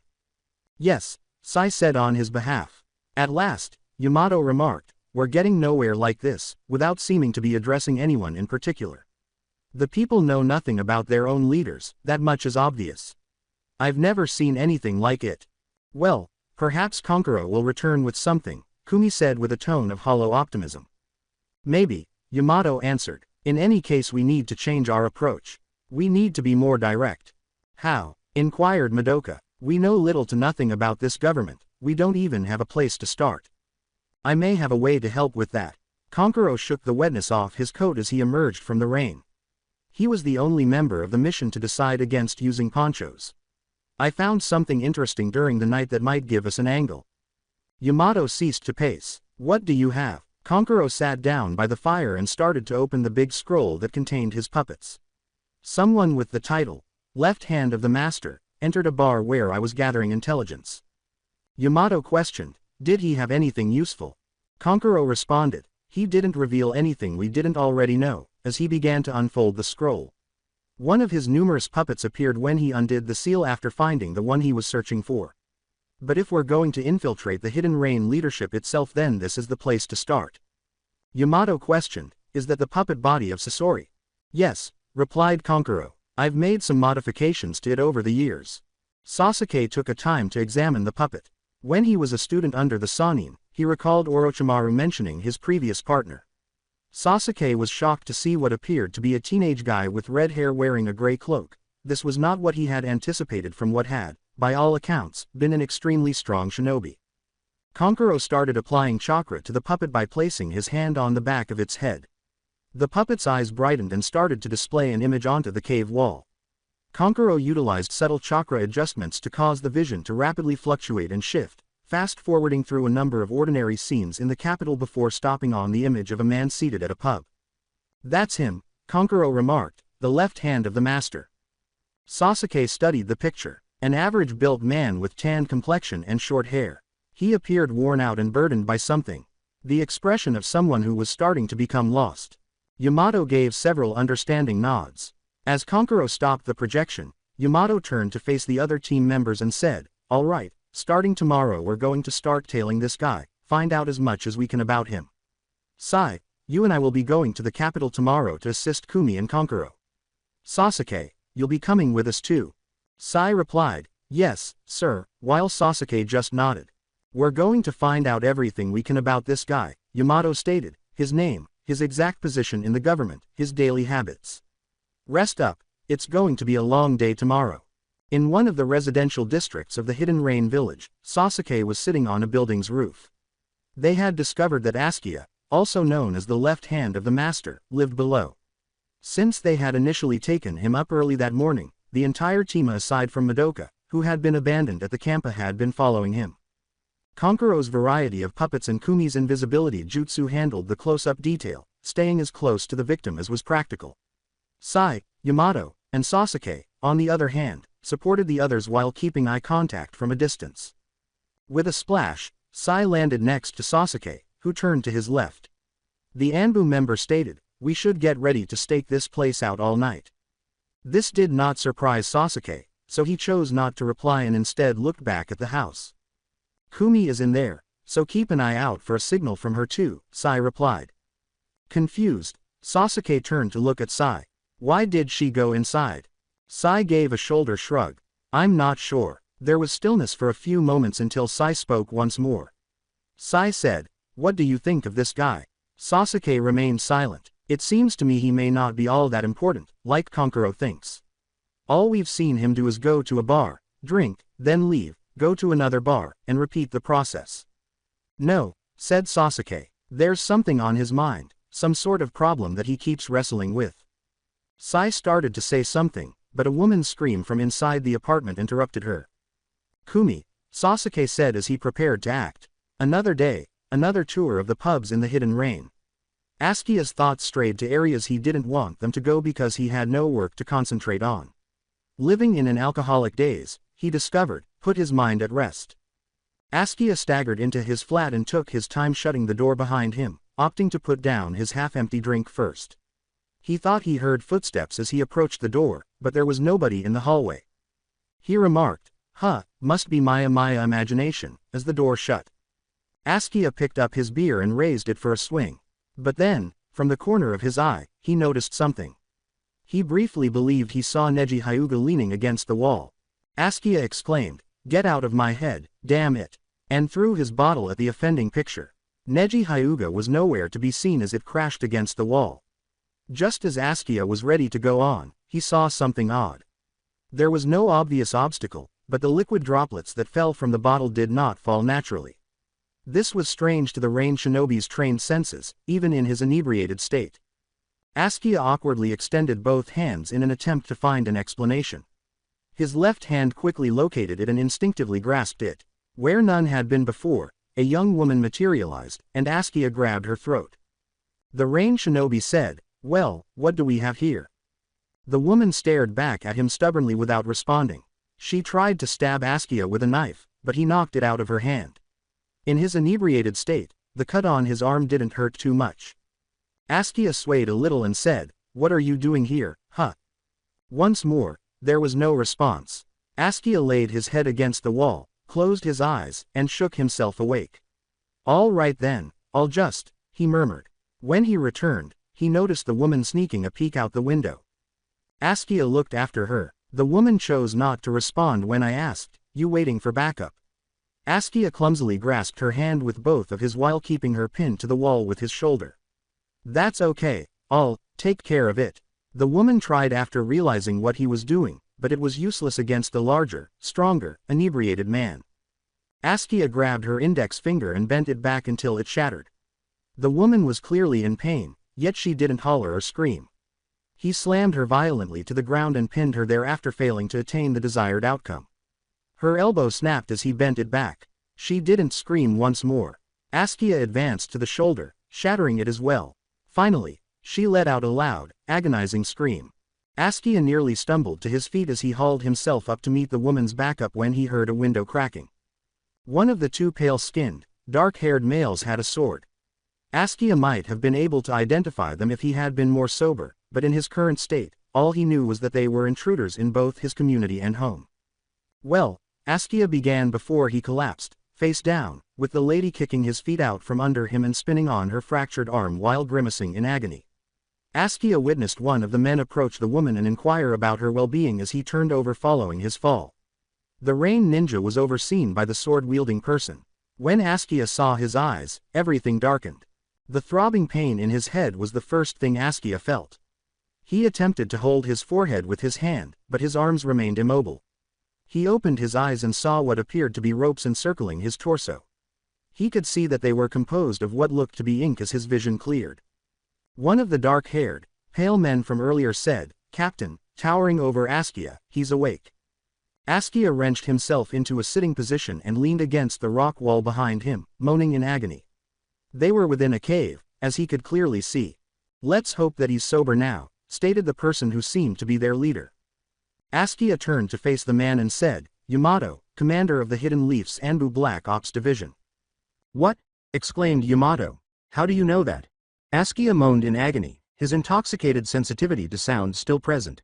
Our information network is better than you realize. Now please keep it down."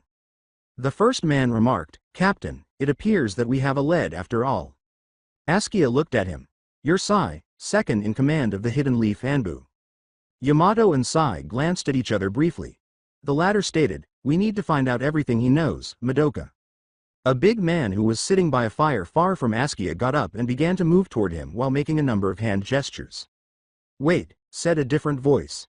Askia looked up to see the second man who had previously broken into his house and said, "Let me go first." When he recognized who it was, his eyes grew wide. "Very well, Sasuke," Yamato answered. Askia was staring at Sasuke when he blinked and realized he was no longer in the cave.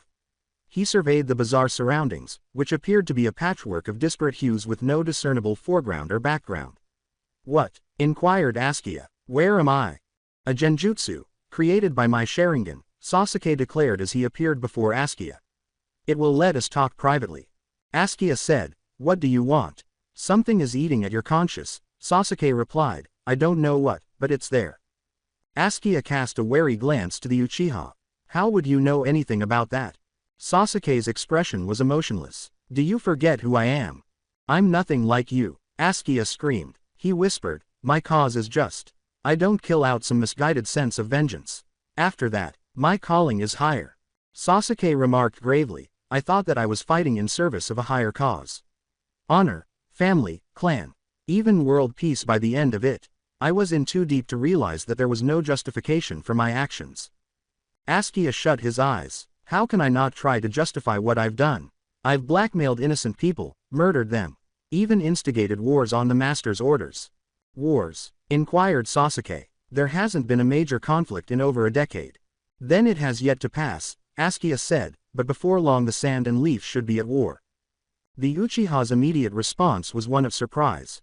"What? How?" Mangekyo Sharingan was glaring menacingly at Askia as the real Sasuke broke the genjutsu and held his blade to the bound Askia's throat. The Rain Shinobi was aware that Sasuke could easily kill him and that his life was in the hands of someone else. "Sasuke, get a hold of yourself," Yamato exclaimed, taking Sasuke by the shoulder. The Uchiha's expression softened and went back to being passive. He moved away from Askia after sheathing his sword. "He says that he's set the leaf and sand against each other, that there will be war soon."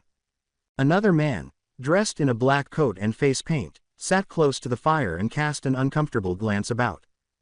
Should I be worried about that?" "No," Yamato replied, "we don't know if he's being honest or not, Kankuro." Askia said, "Kankuro, the older brother of the Cage. So this is a joint sand leaf mission." "You know what?" Yamato said, "We're not going to tell you anything until we get some answers out of you. Now talk." Askia remained silent and gave the Leaf Anbu leader a defiant gaze. "This is your chance to redeem yourself," Sasuke replied, crouching beside the shinobi who had been taken prisoner. "To prevent a war." Askia turned to face the Uchiha. He clenched his teeth and then looked away from Sasuke and the others. "Just kill him," a woman said as she entered the room.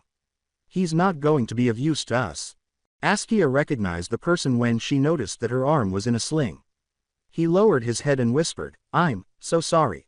"No, Kumi," Madoka said, "we need him, he's the only lead we've got." "I'll help you," Askia whispered. "What?" inquired Yamato.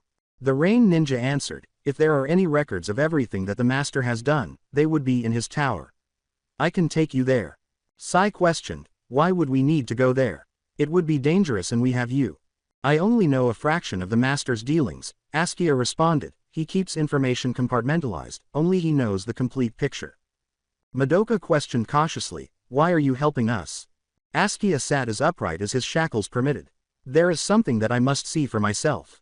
All right, Sasuke murmured, approaching Askia and yanking him upright by the ink ropes encircling his torso. Yamato started, Sasuke. The cords dropped to the ground and scattered into their liquid ink form as the Uchiha pulled out his sword and cut through them. I'll keep an eye on him. Stay here. Askia remained motionless as Sasuke led him out of the cave as the other hostages watched in silence. Sasuke looked to the rain shinobi as they emerged from the cave. Where is the master's tower? It's the tallest building in the village, Askia replied, the same one the Lord Pain used when he ruled here. With a nod, Sasuke set off towards the hidden rain village. Wait, shouted Askia at him, why are you helping me? Come on, Sasuke responded, maintaining his stride. We've got a long walk back to the village. Askia silently trailed the Uchiha, questioning whether he was on his way to salvation or damnation. Sitting around a campfire, Hinata gazed out into the night, her Byakugan seeing everything perfectly clear for several dozen miles. She examined vast areas of land without moving a muscle, noticing a lot of things but nothing she was looking for. She was unable to locate her daughter for the first time in her life. Kiba sat across from her, gazing at the Hyuga. Hinata, get some rest, he shouted plainly and loudly. The Kunoichi remained silent. Hinata, Kiba said, I know you can see everything ever and your shinobi big brother or whatever, but I also know those eyes have limits. After a brief pause, Hinata turned to face her teammate. We still haven't found her, she stated. He's right, Shino remarked as he emerged from the shadows surrounding the campfire. Why is that? Because overuse of the Byakugan can lead to the user being temporarily blinded, and if that were to happen you would only hurt the mission. I know that better than either of you, Hinata answered. Come on, Hinata, Kiba begged. You remember how we did it back with Kurenai-sensei, right? Did we ever not find our mark? No, so trust us. After a moment of silence staring at the tracker, Hinata said, this is different. No, Hinata, it isn't, Kiba retorted.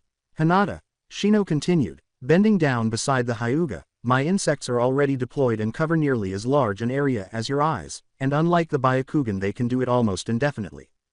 Yeah, Kiba confirmed, and once Shino has a lead, me and the boys will close in with our noses, he said, pointing to two small dogs that were dozing beside him. Then you'll able to get eyes on them, without having to waste so much time and energy. With a heavy sigh, Hinata closed her eyes and turned off her Byakugan, causing the veins in her temples to shrink. All right. Hinata went to the neighboring tent and lay down in her sleeping bag, but she was unable to fall asleep until she found her Himawari. Kiba asked Shino in a half-whisper, you worried we're going not to pull this one out? I mean, we have basically no leads, been out here for, what? A week with nothing. No, Shino replied, we'll find her, I have no doubt of that. We'll find her. Tamari watched the sun rising while perched in a tree. On the bank of a stream that supplied one of the several rivers that earned the Land of Rivers its name, her genin squad and Anbu escort were set up. She glanced down at them. After setting up a watch overnight, the three Anbu, each wearing a mask of a lion, a wolf, and a bear, were already packing and getting ready to depart.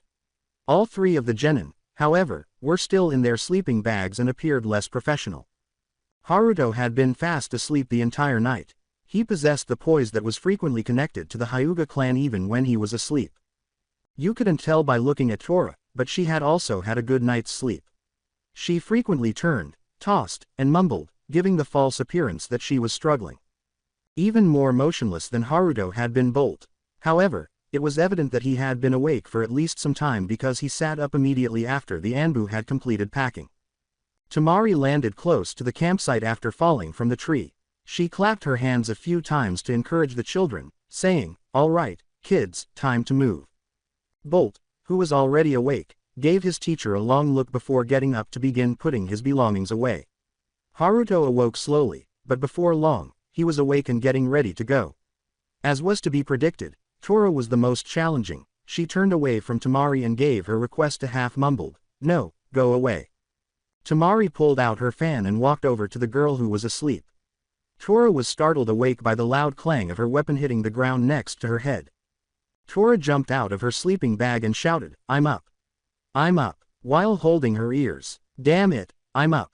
"Good," Tamari answered. "Come on, we've got an important diplomatic meeting to get to. You can't blow this off like you did school." "You're implying that I've skipped school," Haruto remarked, clearly offended by the suggestion. "And you're implying that I didn't," Bolt told his teammate. Tamari let out a sigh. "Whatever, we've got to get going." "Got it," Tora replied slowly. Tamari moved away from her pupils and toward the Anbu. She said, "You ready to go?" "Yes ma'am," one of them said. "We'll head out on your signal." After giving a nod, the ambassador turned to face her pupils. Tora was still having trouble packing everything she needed in her pack, but Haruto and Bolt were done. For a few period, she watched as the girl completed her assignment and threw the bag over her shoulders. Tamari responded, "All right, we move," and sprang into the trees. In order to cover more land, the Anbu spread out. While Tora continued to try to move, Haruto and Bolt quickly followed Tamari. "Hey!" exclaimed the girl. "Come on, you've got to be fast, Tora," Bolt yelled. Tora and the other genin began to follow Tamari as she began to move toward the meeting spot. She intended to arrive as quickly as possible. The gathering spot on a tiny plateau with views of two of the area's biggest rivers. The kunoichi took out the scroll that Naruto had handed her and studied it. At first sight, its instructions seemed straightforward. Maintain the peace between the leaf and sand and organize cooperative inquiries into the several problems that have arisen for both countries. With confidence that she could complete the mission, Tamari closed the scroll and put it aside. The Anbu men were positioned as lookouts and guards all over her side of the platform, with the bear behind her, the wolf to her left, and the lion to her right. Temari's 3 pupils stood beside her. While Tora sat flicking pebbles around the ground, Haruto had begun to practice his mild fist forms. Bolt's gaze was fixed on the intended route of the hidden sand delegation. "Bolt," Tamari began, "how are you feeling?" "Better," Bolt replied. "I think it was good to get away from the village." "Maybe," Tamari answered. "You're still having a bit of trouble sleeping, I've noticed." "Yeah, I still worry," Bolt acknowledged. "But at least I don't feel so useless." Before speaking, Tamari took some time to observe her pupil. "Why don't you practice your forms? It'll give me a chance to see where you were with your tutoring." Bolt looked up at his teacher and said, "Yeah sure," he replied. He moved beside Haruto and started performing exercises akin to those of the Hyuga. Bolt lacked the same grace and accuracy as Haruto, despite Temari's limited knowledge of the gentle fist. However, she was more responsible for Haruto's increased proficiency with the method than Bolt's lack of natural talent. "You're really not making any progress, Bolt," the Hyuga mocked. "Don't agitate him, Haruto," Tamari admonished. "Yes, sensei," the boy said. "They're coming," shouted an Anbu lookout. Tamari remarked, "About time," and got to her feet. "You two, sit down," she continued, gesturing to her pupils. After stopping their workouts, the 2 males walked to join Tora. On the other side of the plateau from Tamari, 4 sand shinobi leapt up from below. 3 of them were unfamiliar to her, but one was. Tamari said, "Lord Ebizo, I'm surprised to see you here. At your age I thought you wouldn't make a journey like this." "Hello, young Tamari," the sand elder smiled in response. "I hope you won't refuse to talk with me just on account of my age." "Nonsense," Tamari replied, grinning back. She nodded to the Anbu wolf, who entered the center of the plateau and used a series of hand signals to activate an earth jutsu and create a simple table and 2 stools out of the stone. "In truth I'm glad you're here." Tamari took a seat on the nearest stool. As the Anbu retreated and went back to where he had been, Ebizo mirrored Tamari. The elder sat down and said, "Now, shall we begin?" "Yes," Tamari replied. "To start with, we need to discuss the kidnapping of Himawari Uzumaki." Ebizo gave a nod. "To be sure, it is a horrendous crime. I assure you your homeland had nothing to do with it, Tamari. You have no need to fear." "I never had a doubt," Tamari answered. "However, I think it would a sign of good faith if the sand and leaf worked together to find those responsible." Tamari knew that Ebizo had already made up his mind, but he appeared to think about it for a moment. "Yes," he replied, "I agree. I shall speak with the Kazekage upon my return. We must also—" "Don't tell them anything, Lord Ebizo," exclaimed a fellow sand shinobi. "We need the Leaf Princess as a bargaining chip." "What?" was the elder's reply. What did he say? Bolt said, leaping to his feet. They have my sister. The same sand shinobi exclaimed, oh, what is this? Her brother. Now we can add the Leaf Prince to complete the collection. With a furious expression on his face, Bolt pulled out a few shuriken and got ready to hurl them at the sand ninja who had offended him. Tamari said, Bolt, and extended her arm. Stop this, they're only baiting you. Ebizo shouted, what is the meaning of this? With more energy than Tamari had anticipated. Explain yourself, now. Tell them, Lord Ebizo, said the provocateur. We'll only return the princess if the shinobi who murdered our patrol is brought to the hidden sand in chains. Murder, cried Tamari. No Leaf shinobi has done such a thing here. One of the sand ninja moved ahead. Don't lie to us, we know all about it. Don't you dare think about abandoning your homeland, bitch. How dare you? Tora abruptly said. First you take Lord Hokage's daughter, now you insult our teacher. I'm going to pulverize you. Tamari said, Tora, and got to her feet. The girl flinched and moved away. Oh, the brats want to play too, remarked the third sand shinobi. Be careful there, if you guys wait too long you won't get the princess. Well, in one piece, anyway. Bolt threw his shuriken and roared, go to hell. Tamari leapt onto the table, pulled out one of her hand fans, and unleashed a strong wind blast that rendered the guns inoperable. She stood on top of the table between the sand and leaf delegations, drawing another fan with her other hand. Stop this, right now. This is getting us nowhere. One of the sand shinobi screamed, you're wrong there, bitch, this is just the start. Tamari easily batted the kunai out of the air with her fans after he threw it at her. Ebizo reached into his purse for a scroll that surely held his puppets and murmured, enough. If this continues all. Tamari sensed the lion-masked Anbu getting ready for a jutsu just out of her line of sight. She instinctively created a strong windstorm to stop it. She was horrified to discover that it was a fire jutsu too late. Instead of putting out the flames, her breeze fueled them, increasing the jutsu's potency. Ebizo was consumed by fire. Tamari shouted, no, and hurried over to assist the elderly man who was now burning on the ground. Several kunai were thrown at her, forcing her to block. You've done it now, leaf bastards! Exclaimed a sand shinobi. Using a series of hand signals, he activated a wind jutsu and sent a massive blast of air through the flames consuming Ebizo, creating a column of fire that was headed straight for Tamari. The sand kunoichi braced themselves for the worst, unable to move or deflect it in time. Bolt suddenly leapt ahead of her. In what Tamari identified as the 8 trigrams, palm rotation, he started spinning and releasing chakra from his body. They were soon shielded from the flames by a swirling shell of blue chakra. However, it was clear that the method was flawed since fire was leaking through the gaps. Tamari put herself in front of Bolt out of reflex, the flame stinging her flesh and burning through the back of her blouse. She let out a painful cry. As the fire went out, Bolt halted the rotation and looked horrified at his teacher. When Ebizo collapsed to the ground, the surrounding flames extinguished, exposing his burnt corpse. Tamari felt a mixture of physical and emotional anguish, horror, and fury as she gazed up at the 3 sand shinobi that remained. Tora and Haruto ran up from behind, shouting, Tamari-sensei. As the 3 Anbu moved to stand between Tamari and the adversary. One of the sand shinobi shouted, remember this, traitor. As they started to flee. This is your war. Lady Tamari, said one of the Anbu as they turned to look at her. Are you all right? Tamari winced and stood up to sit. Yeah, she replied. Tamari-sensei, you're back. Tora cried, covering her lips with a worried hand. I'll be fine, the Jonin answered. Bolt, she continued. I know, the Uzumaki said, kicking the floor. I shouldn't have let them bait me.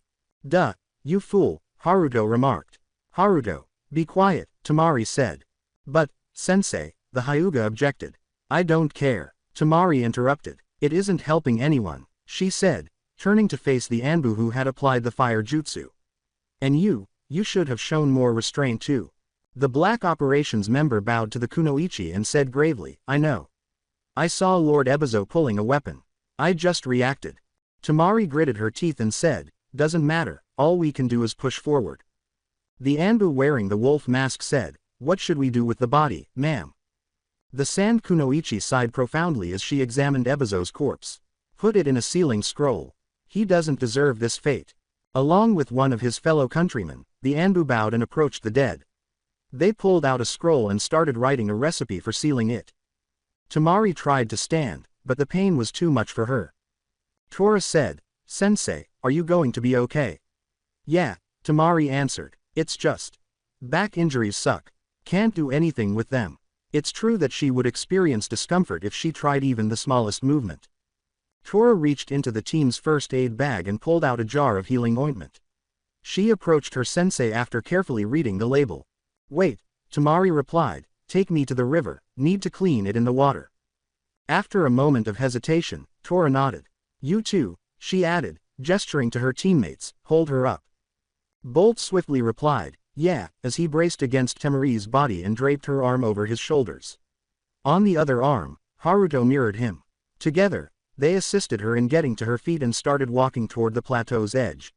When they arrived, they leapt into the forest and made their way through the trees to the brook where they had spent the previous night. The river was so shallow that Tamari, Bolt, and Haruto landed in the midst of it, just below the boys' knees. Carrying Tamari's bag and the medical supplies, Tora landed on the bank and set them down before venturing out onto the water. Tamari responded, "All right," as she caught her breath. "Tora, you need to remove my shirt. It's ruined anyway, just destroy it." "What?" the girl cried, glancing at her shocked teammates. "Tora," Tamari firmly said, "you do not want to experience the sights and smells of melted skin and cloth mixed together. Now remove the shirt." "Right," Tora answered. "You two better not look," she continued, gesturing to her teammates. Bolt blurted out, "Sure thing," while pretending to close his eyes. "Oh, come on," Haruto said, averting his eyes.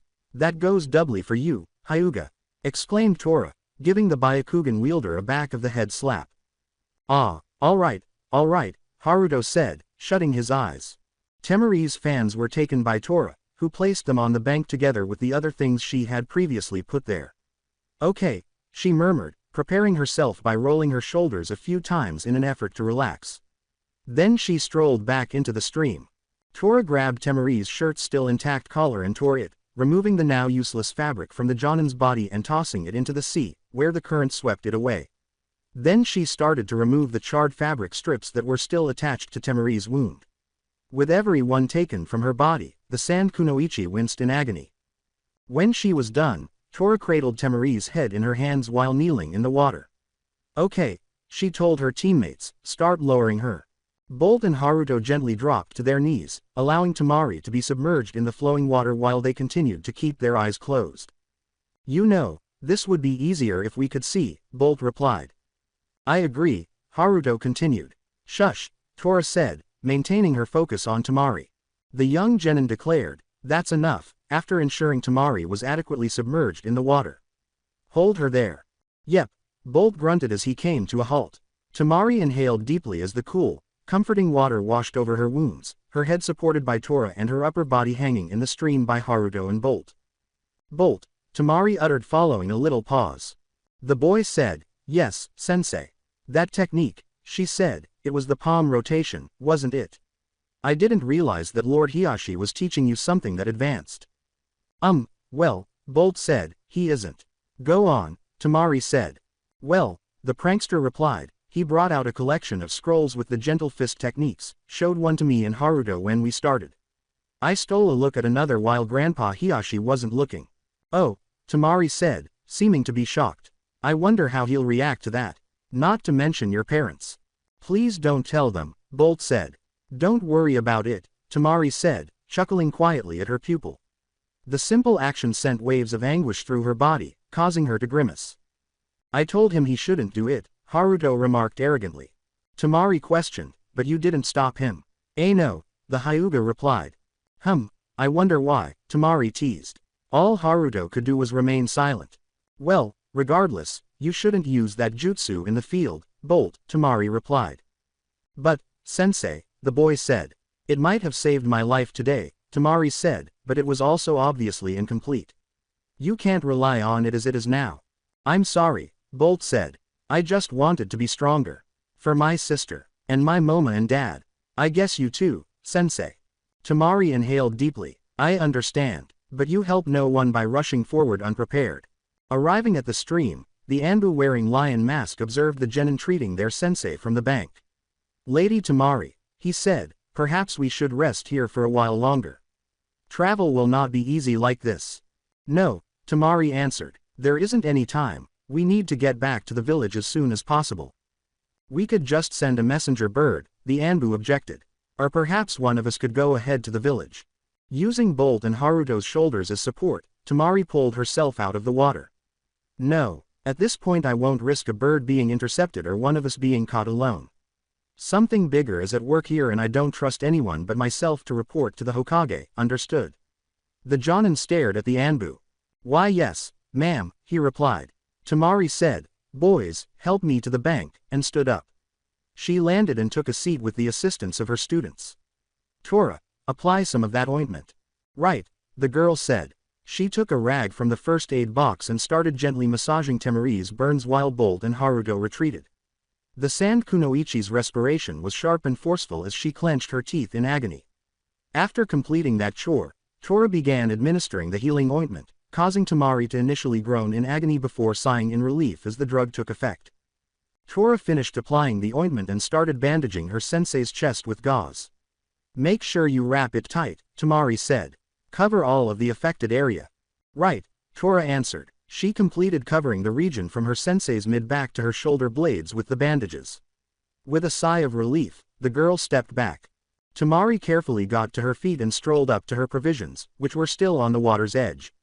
She took out an extra shirt and put it on, making an effort to wear it as loosely as possible from her shoulders. Then she easily holstered her hand fans.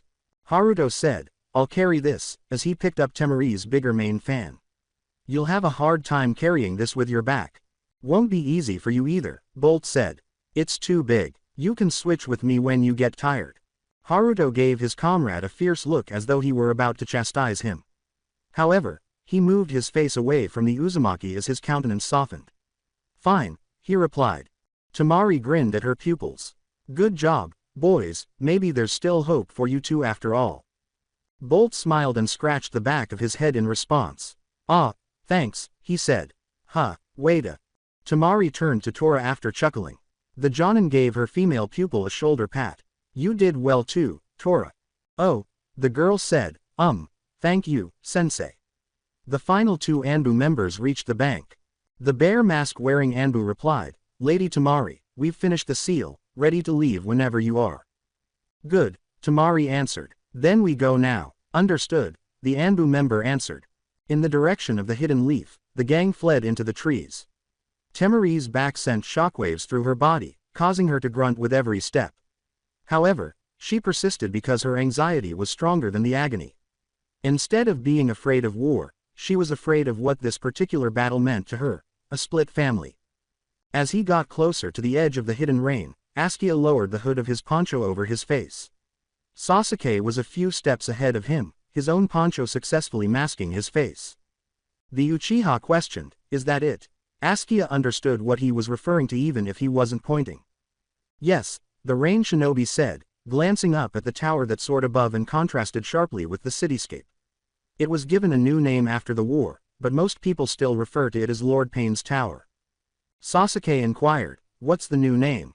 Askia pondered for a while. I think the Council of Seven petitioned to name it the Naruto Tower. Sasuke gave a nod. He remarked, that wouldn't be the first time, with what Askia could have believed was a hint of nostalgia. Askia rubbed his chin as he considered it. Well, the rain shinobi went on, if I remember correctly Naruto himself vetoed the name instead. He suggested what became its actual name instead. Mentor, Sensei, something like that, I think. Or maybe Sage Tower. Doesn't matter. Sasuke questioned. The people of the Hidden Rain rejected the name. Yes, was Askia's response. Well, no, they didn't initially, he explained after pausing briefly. But after a while people began to believe that this peace made us weak and allowed the 5 great nations to tighten their grip on the world.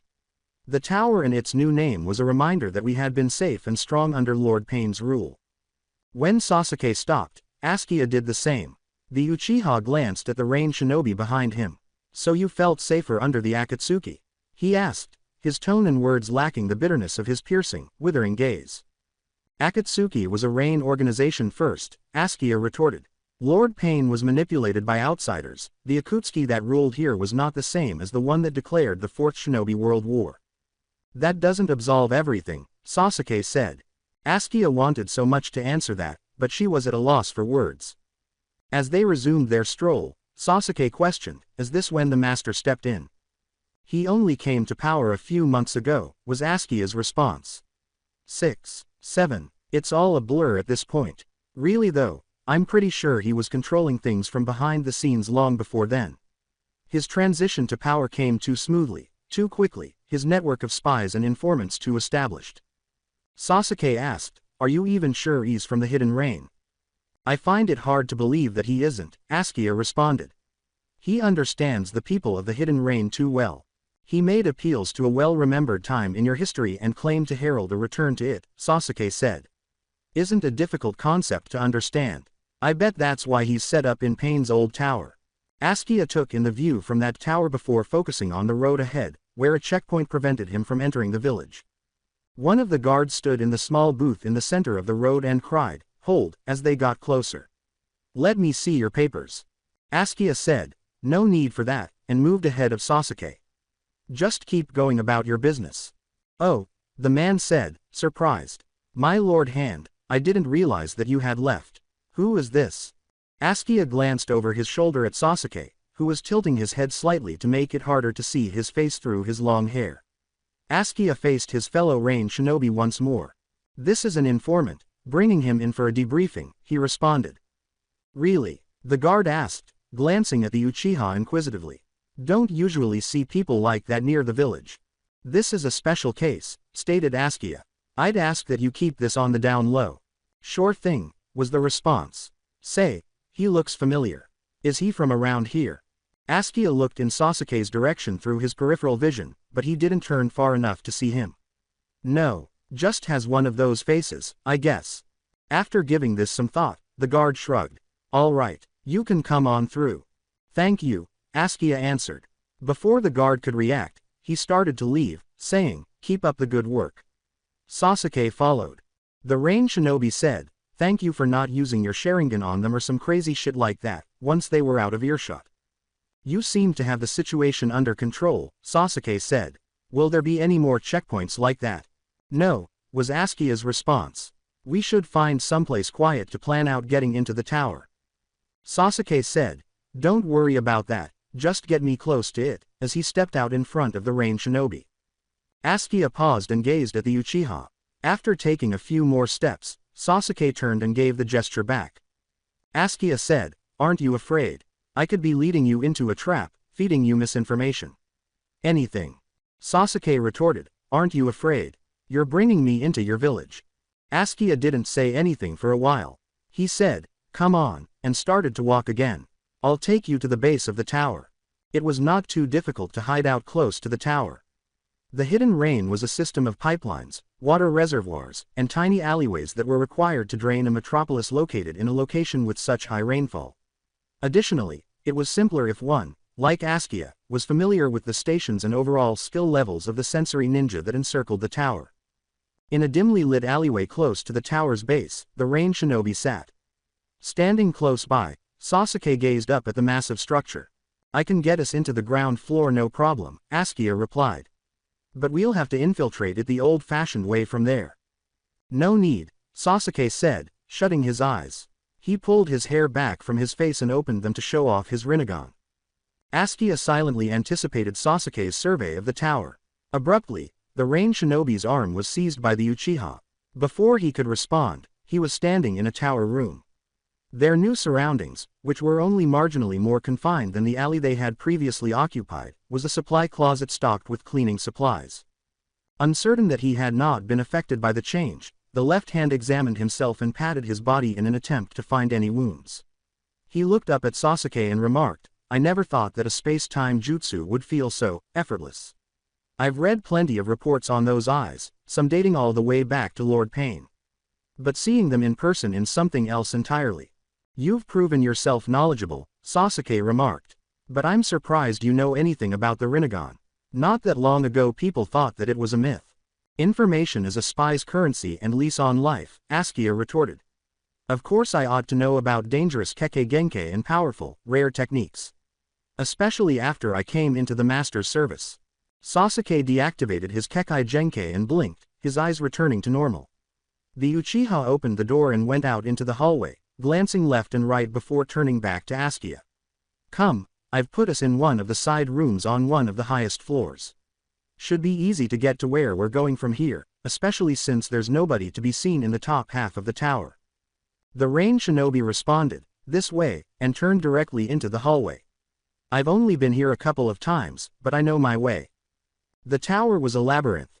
Twists and turns, with stairs heading up to stairs back down, which frequently simply lead to empty chambers. For those who were unsure of their destination, that was what lay ahead. Askia was one of the very few who did. As they passed through the structure, Sasuke remarked, who in their right mind designs a place like this? Hanzo the Salamander, was Askia's response. I know that name, Sasuke replied. One of the few I've ever known to get under Orochimaru's skin. Good reason for that, Askia answered. Hanzo was a shinobi powerful enough to hold all three of the Sannin to a draw, albeit it in their youth, and so brilliant that he single-handedly put the hidden rain on the map, almost literally. Sasuke did not appear to be affected by this brief moment in history.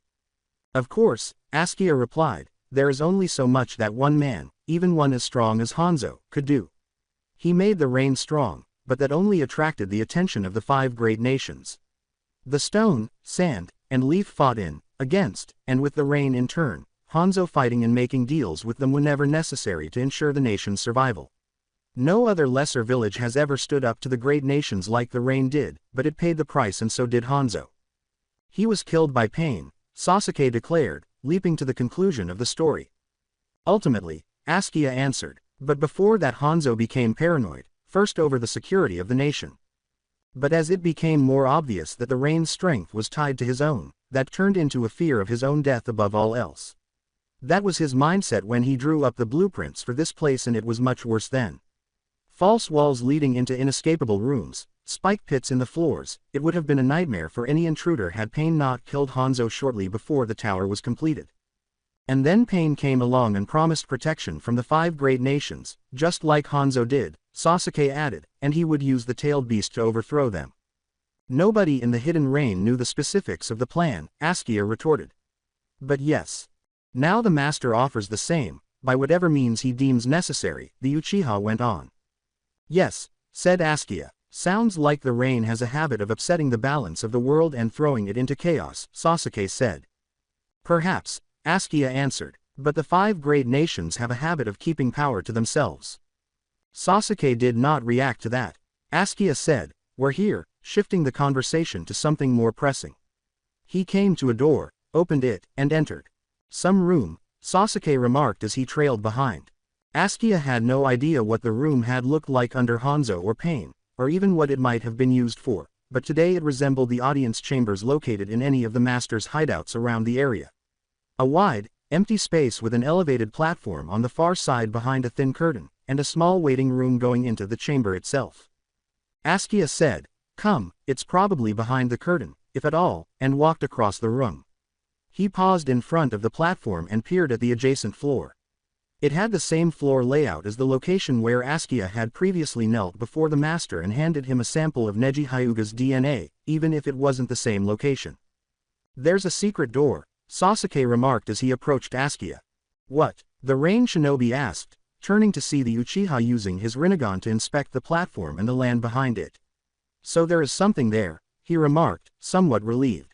Sasuke pulled out his sword and slashed through the curtain, causing it to drop to the ground. He then moved ahead and struck the wall, causing it to collapse and reveal a room. As the dust settled, the Uchiha moved to stand at the chamber's entrance but halted when Askia remained motionless. The Rain Shinobi was staring at the platform, which was constructed of the same materials as the rest of the room and the tower, and the curtain, which was made of regular cloth and had withstood a sword about as well as one might expect such material. Sasuke said, come on, as he ducked inside the exposed doorway. Askia looked at it, blinking. With a heavy sigh, he trailed behind the Uchiha. The room was tiny, with a big device occupying more than half of the floor. Askia said, what the hell is that? Sasuke responded with a shrug. It was a circular platform better described as an araya to which a jumble of cables connected from several sources. Concave plates that appeared to be designed to either take in or eject something onto the platform were embedded into the distant wall beyond the construction. Askia walked up to it and pondered, is this some sort of communicator? Maybe it analyzes whatever is put on the platform. I don't know, Sasuke said, but look over there. He gestured to a big row of filing cabinets that appeared completely ordinary next to the peculiar device. That's strange, said Askia. These days, the majority of villages store their data electronically, simpler to save and retrieve references later. Paper documents that don't go back to at least shortly after the war are uncommon. Naturally, assuming these are the masters. Of course, Sasuke repeated, but it's more difficult for thieves to sort through to get what they want when everything is in piles and piles of paper. We are thieves. Yeah, said Askia, a regular needle in a haystack. The room was suddenly filled with an electric crackling sound, and Askia turned to see the platform shining, the light coming from the concave plates behind it forming a shape on the platform from which a recognizable figure emerged. Tadashi appeared on the platform and said, "Hello, Askia," seemingly out of nowhere. "What the?" shouted Askia. "Is this ninjutsu that works in space and time?" Passively observing the event, Sasuke inferred, "It's a teleporter, technology, not chakra, but who the heck is this, the master?"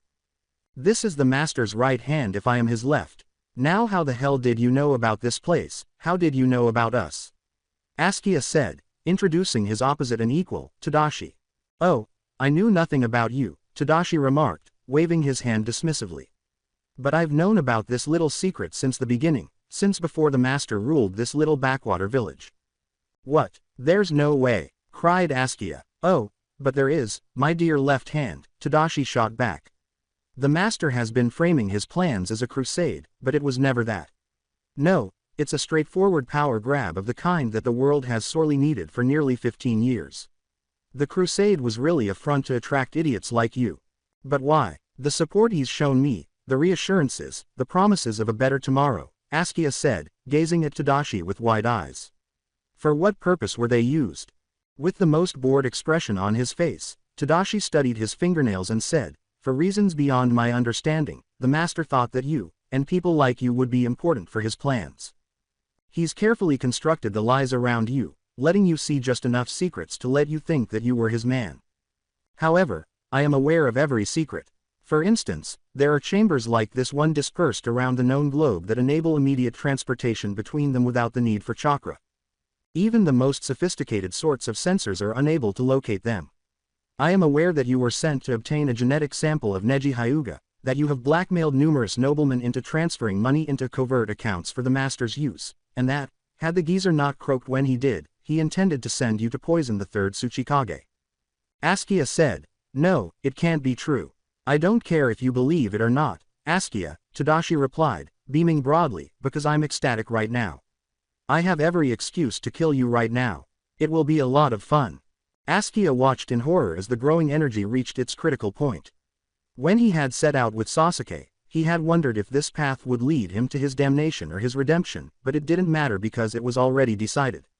The right hand of the master started to cackle loudly, drowned out by the crackling of the lightning that he was generating, a blue light enveloping the room and everyone in it.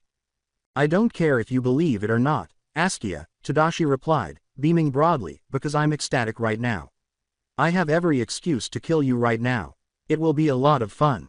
When Sasuke heard those words, he blinked to activate his Sharingan, and the Uchiha watched as a tremendous mass of lighting chakra collected around Tadashi while the right hand of Master started to giggle. "Damn it," Sasuke swore to himself. "Askia," he shouted. The left hand turned, appearing perplexed, and Sasuke grabbed him without waiting for an answer, dragging Askia back toward the filing cabinets. Then, with another blink, he produced his Mangekyo Sharingan, calling forth his Susanoo's rib cage and enveloping Askia, himself, and the potentially crucial documents behind them.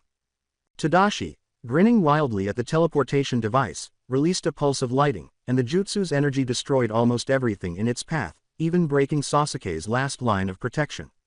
Sasuke studied the damage as he scanned the room. "Impressive," Sasuke acknowledged. "Not many people can make any kind of impression on the Susanoo. But even in its most basic form, it can only be broken by a truly cage-level shinobi. You should know who you're dealing with, so give up now." "I know exactly who I'm dealing with," Tadashi scowled. "However, you are ignorant. If not, you would discover that you are nothing more than burnt meat. Another, stronger rush of chakra was gathered by the left hand. Sasuke swiftly added the next layer to the Susanoo's torso in response to Tadashi's tremendous lightning pulse, which did no harm but was so powerful that it pushed the Susanoo and everything inside it through the wall.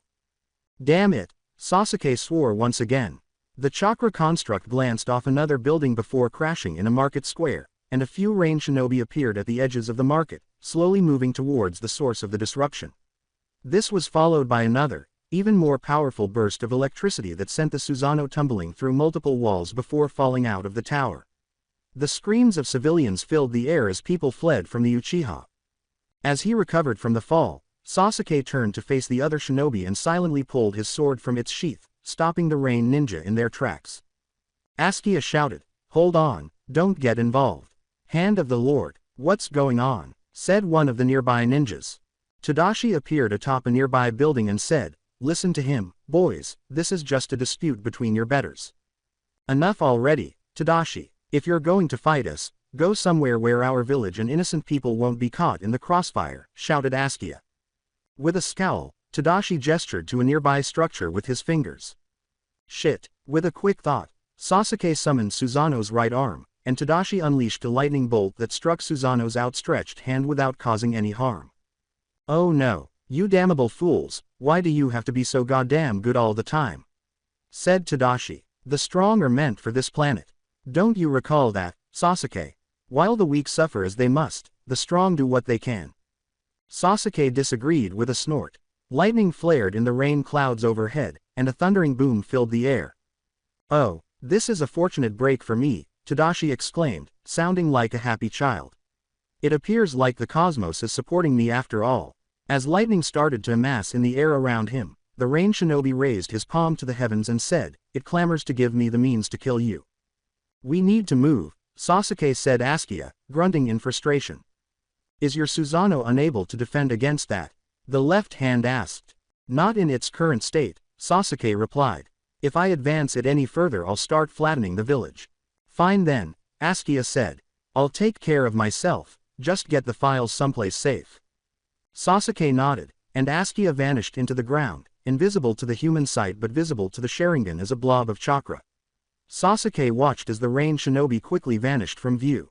Sasuke placed a hand on the file cabinets and used his Rinnegan to quickly scan an empty room in a nearby building.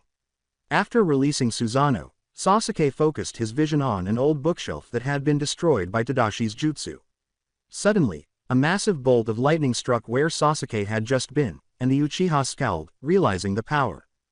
Through his Rinnegan, Sasuke could see Tadashi's laughing form still standing on the rooftop, with a crater below that was still crackling with the electric power of his jutsu.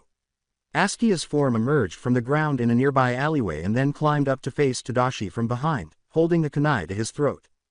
In response, Tadashi struck another building with a bolt of lightning, causing it to flame and wobble on its supports, threatening to collapse into the square. Muffled screams could be heard through the walls.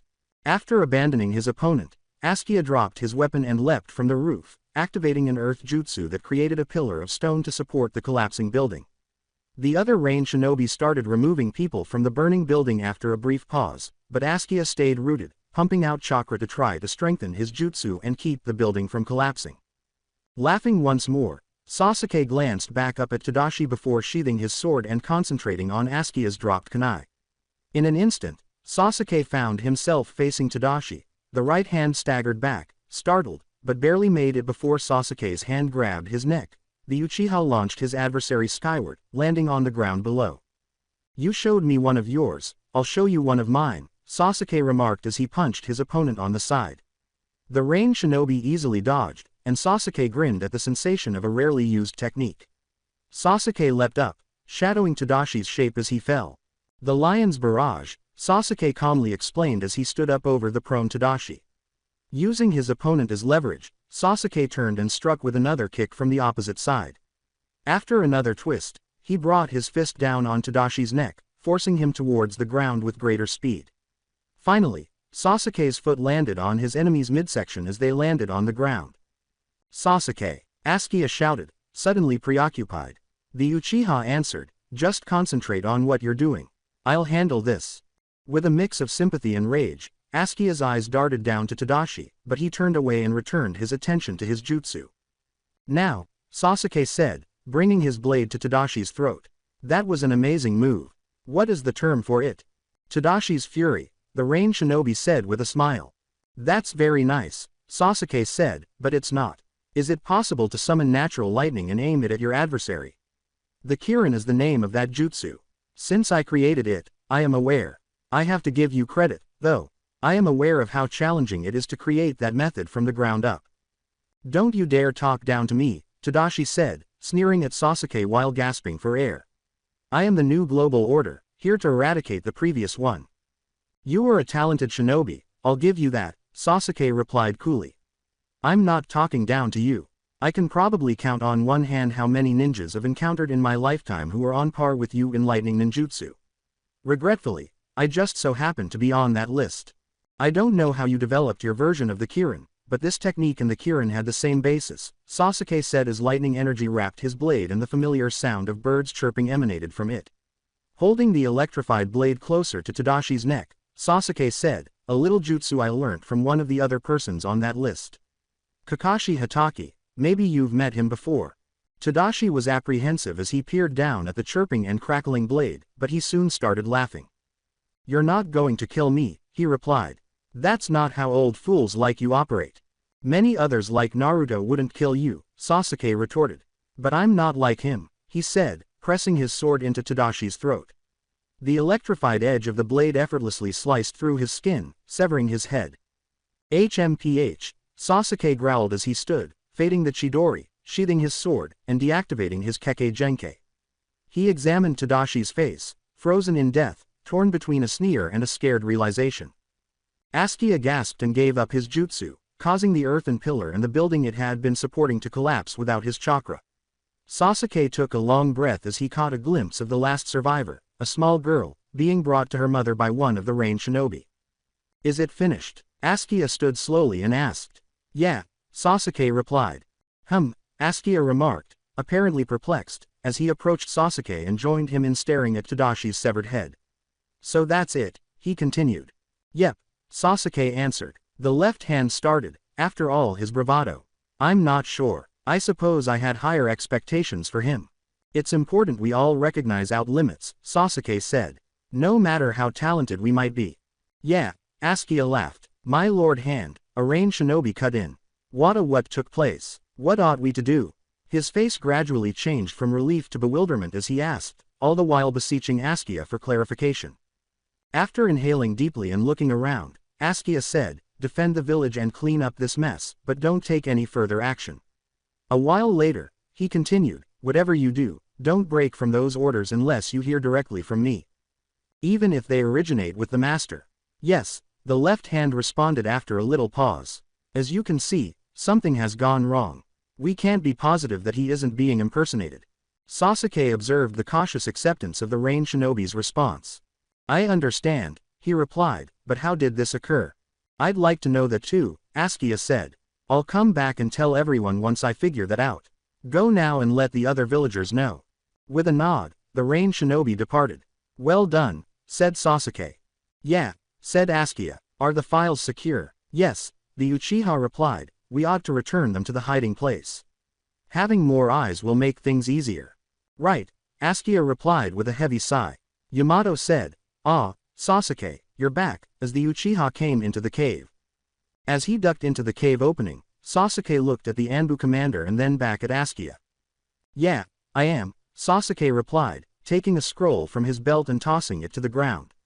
The scroll unfolded to reveal a seal, and Sasuke applied his chakra to it with a tap of his foot, reversing the jutsu and leaving the filing cabinets with possible evidence on the cave floor.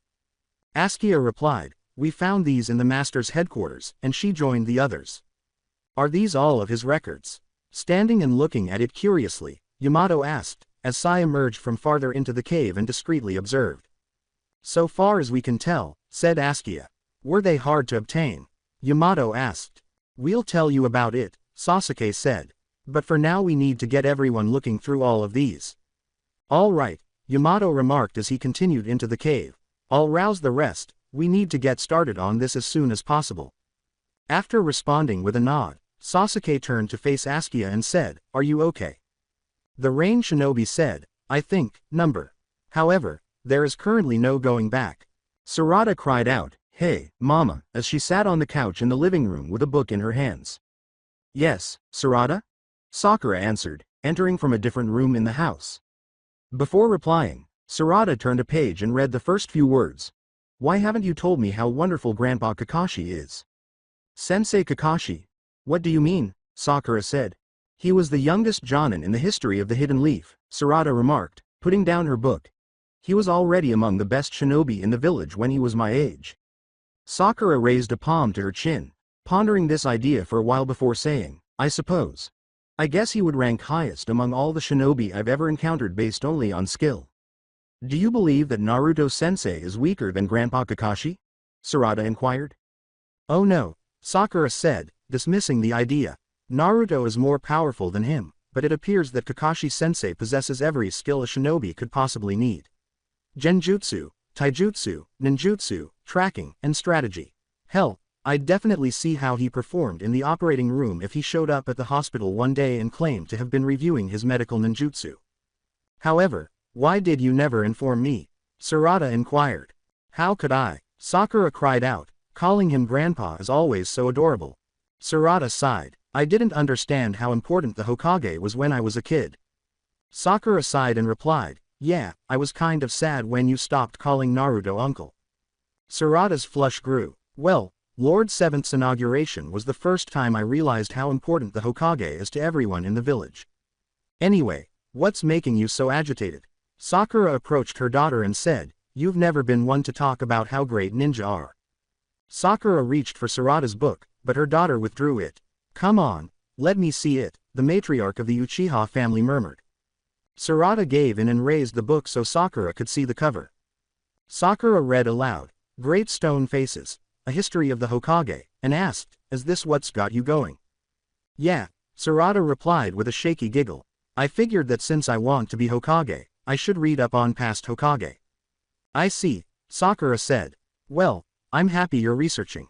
However, you are aware that I am a fairly useful resource in this regard, don't you? I was a comrade of a third Hokage and trained under two of them." "I know, Mama," Sarada said, setting her book down on the couch. "However, I'm not sure. That seems strange to me."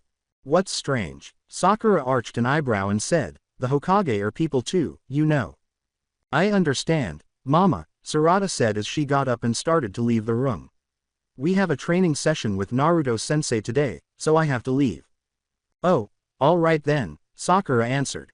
After packing up her belongings in her room, Sarada returned to the living room, grabbed the book from where she had put it on the couch, and shoved it into her bag, giving the young Uchiha one last chance to make sure she wasn't leaving anything behind.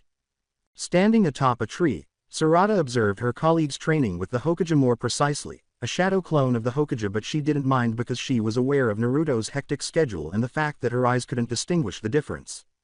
After completing a few simple exercises, Naruto presented the genin with a new challenge, to reach the top of a tall tree without using your hands. The Hokage had shown that it was possible to use chakra on the bottom of your foot to climb vertical surfaces, but he had shown himself to be very bad at explaining the theory or the mechanics behind it, frustrating his students. Sarada was able to figure it out and reach the top of the tallest tree she could find using a combination of experimentation and observation with her Sharingan, while her teammates continued to struggle with the exercise. After deciding that she had spent enough time up there, Sarada descended. "Oh, Sarada," Naruto remarked as his pupil touched the ground. "I see you've succeeded. Do you want to support your teammates?" Sarada pointed to her bag, which was resting on a nearby bench, and said, "Actually, I've a library book I've been using for research. I'd like to finish it up before I have to return it." "Okay." Naruto nodded. "Hey, Ronin," he shouted as he turned to face the boy. "You must sense the chakra in your souls. What on earth does that mean?" After his most recent unsuccessful attempt, Ronin stood up and roared back. Sarada ignored Ronin's complaints that Naruto's explanations were insufficient and turned to go, pulling out her book and opening it as she sat on the seat. "Let's see," Sarada thought to herself as she turned the pages. "What Hokage shall we study today?" Sarada paused on the fourth Hokage's profile, and as she read the list of the Yellow Flash's accomplishments, her eyes continued to widen. The only shinobi ever to have a flee-on-sight order ever issued on them by a foreign power, Sarada read aloud. How could someone ever pull that off? Hey, are you reading? Great stone faces. Just out of Sarada's line of sight, someone inquired. Oh, Sarada screamed, flinching and letting go of the book. Natsuko leaned over and picked up the book. Oh, sorry, he murmured. I was just stopping for some water and saw you reading. Yeah, I am, Sarada finally said in response to the first question, taking the book from Natsuko. Sarada observed her teammate, who was neither acting like the happy-go-lucky girl Sarada had gone to the academy with nor the broken child who had returned home from their first assignment. That's pretty cool, Natsuko said, taking out a bottle of water from her purse. I remember some of the boys in our class used to pass around a copy of that book. We could spend hours discussing how wonderful the Hokage were. Sarada slapped herself on the forehead, amazed that she had fallen into the same trap as those ninja fans she had always detested, who were always swooning over the accomplishments of former shinobi and talking about how awesome they were. Here she was, unable to look past her obsession with the Hokage's accomplishments. Where had her objectivity gone? Let's say you've finished the exercise. Sarada was distracted from her thoughts by Natsuko's question. Yeah, replied the young Uchiha. Excellent. Do you think you could help out? Said Natsuko. Please give me some advice. She gestured to her tree, which was only about a third of the way up, over her shoulder. Are you certain? I would have thought that this isn't cool enough for you, Sarada asked. This line of reasoning clearly perplexed Natsuko, as his head slumped to the side. I mean, it's what Naruto-sensei said, isn't it? Shinobi are people who persevere. Every great ninja, even Naruto-sensei, must have once been like us, merely pupils studying the fundamentals. She gave a thumbs up and smiled, albeit a small one, saying, they only got to be cool by working hard, so I'll do the same. With great stone faces in her hands, Sarada said, look at you, showing me up. I apologize, but what was that? Natsuko put her palm to her ear and said, I couldn't make out what you were saying. Nothing, Sarada replied, returning the book to her bag. I'll help you. Wonderful, Natsuko yelled, setting down her water bottle and sprinting back to her tree. As her teammate started her most recent climb, Sarada got up and followed her, activating her Sharingan. Natsuko ran up the trunk, chakra gushing from her feet, coming out in uneven bunches. The girl only made it about a third of the way up before slipping and losing her momentum. Sarada looked over at Naruto, who was still attempting to demonstrate the technique to Ronin, and noticed that, in contrast to the enormous amounts of chakra that Natsuko was using, Naruto's feet produced a small but steady amount. Hey, Natsuko, Sarada remarked as she knelt beside the girl. I think you're using too much chakra. You believe that? Natsuko answered. I was comparing your technique with Naruto-sensei's using my Sharingan, Sarada said, nodding. He was utilizing a lost less chakra, and I believe that this is more related to using a steady, consistent quantity than simply a lot of energy. Oh, I see, Natsuko cried out, closing her eyes as the genin refocused her chakra and started climbing the tree again. Sarada noticed that although it wasn't quite as good as Naruto's previous attempt, it was still far superior. Natsuko doubled her previous record by making it 2/3 of the way up the tree before falling back to earth. Sarada, thank you. I think I'll be able to get this down soon, Natsuko exclaimed, extending her hand for a high five. After pausing to consider the situation, Sarada grinned and gave Natsuko a high five in return. Go for it, she urged as their hands touched. Yes, as she charged up the tree once more, Natsuko cried out. Sarada grinned and walked away, approaching Ronin and Naruto to see what she could do with them. Hey, Sarada, her sensei continued, do you think you could assist me in explaining this to Ronin? I'm having trouble communicating with him. Great, the prodigy gets a prodigy to try and explain it, Ronin exclaimed, raising his hands in the air. Why don't you go find someone who has to put in real effort to reach their current position? Perhaps they can provide a comprehensible explanation. Hey, you have no idea how hard any of us have had to work, Sarada screamed, shoving Ronin in the shoulder. We don't all get to inherit Kekkei Genkai, Uchiha. Turning to face Naruto, Ronin pushed her back and said, and we don't all get to be Jinchuriki. It doesn't matter if someone has a Kekkei Genkai, is from a well-known clan, or has any other kind of advantage, Naruto replied calmly, demanding his students' attention and silence. It all comes down to how you use what you have, and just because someone has some advantages doesn't mean they aren't going through other hardships. Sarada was surprised by her sensei's remarks, not because of what he said, but rather because of the expression on his face as he spoke, which suggested that pain and hardship were more than just abstract ideas to him. Ronin turned and walked away, saying, "Whatever," as Sarada started to follow him.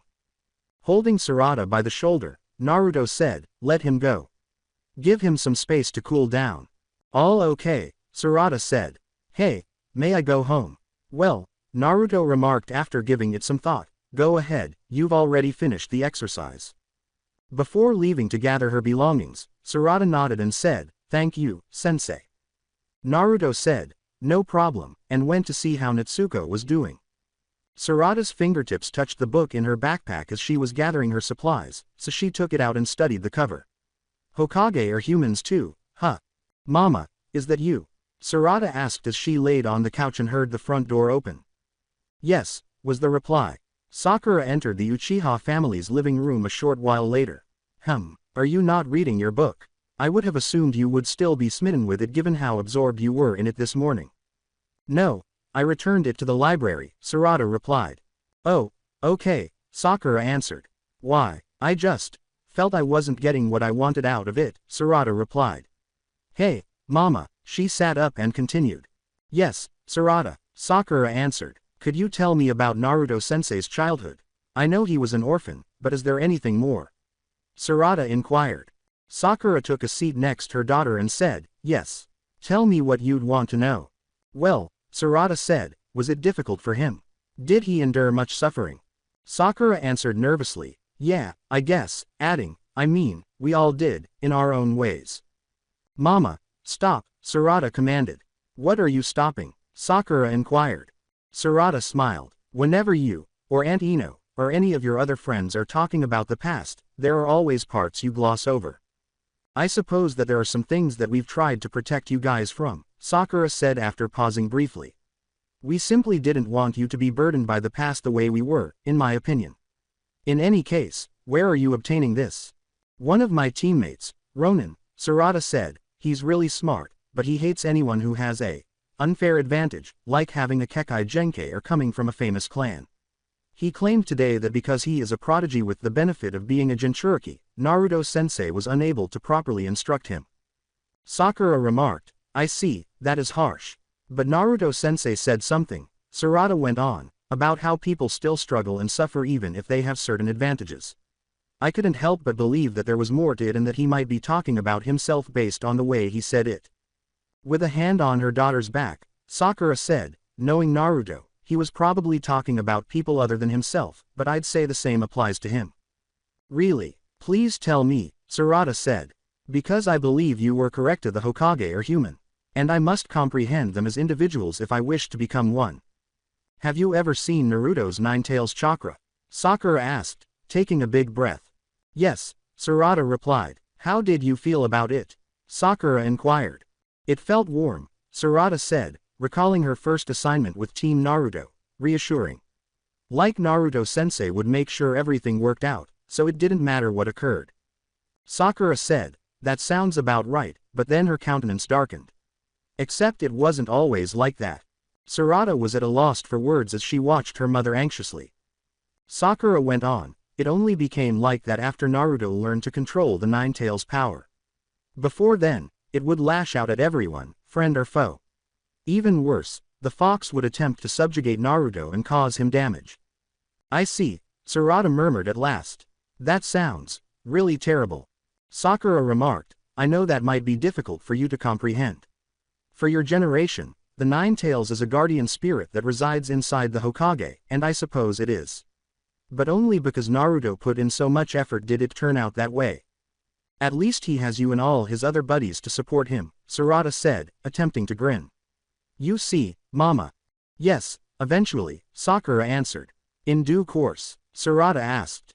"People in the village hated Naruto. They just saw him as another form of the Nine-Tails that had rampaged through the village," Sakura said, averting her gaze as if recalling unpleasant memories. "They were terrified of him as well since they believed that the fox might return at any time to bring chaos.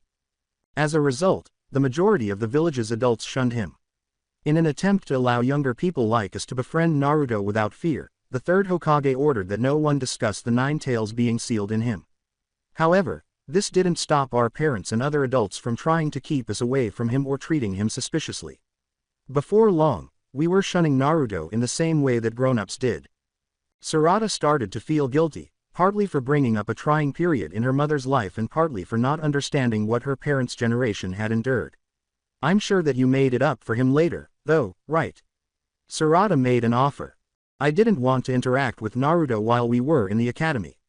Naturally, everyone disregarded him since I found him to be an obnoxious failure. Sakura clenched her fist and said, when I finally learned everything about what Naruto had gone through, I swore that I would support him from that point on. Sakura acknowledged, even when we became teammates I continued to distance myself from him.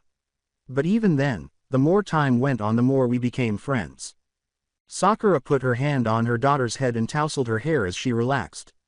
I think all of our friends came to the same conclusion themselves, Sakura said. However, it went both ways. While we helped Naruto, he had to persevere and grow stronger before we could rely on him as well. Sarada sat in silence, attempting to take it all in.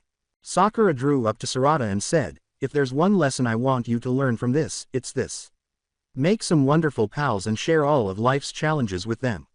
You will get stronger as a result, both for one another and for yourself. Sarada lay in bed, gazing up at the ceiling, reflecting on the past few hours. After her mother had told her about Naruto's struggles as a Jinchuriki, she went on to share other stories she knew about the Hokage.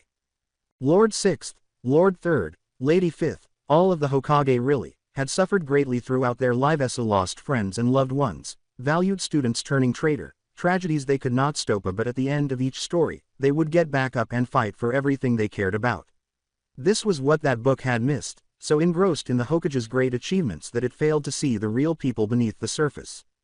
As Naruto-sensei and Natsuko had stated earlier in the day, shinobi are people who persevere, grow stronger as a result, and then use that strength to support everyone around them. Sarada extended her arm and said to herself, strength, closing her hand as if she were attempting to physically grasp the concept itself. Yes, strength was what she needed to become Hokage's strength for herself, strength for others, unwavering, unbending strength.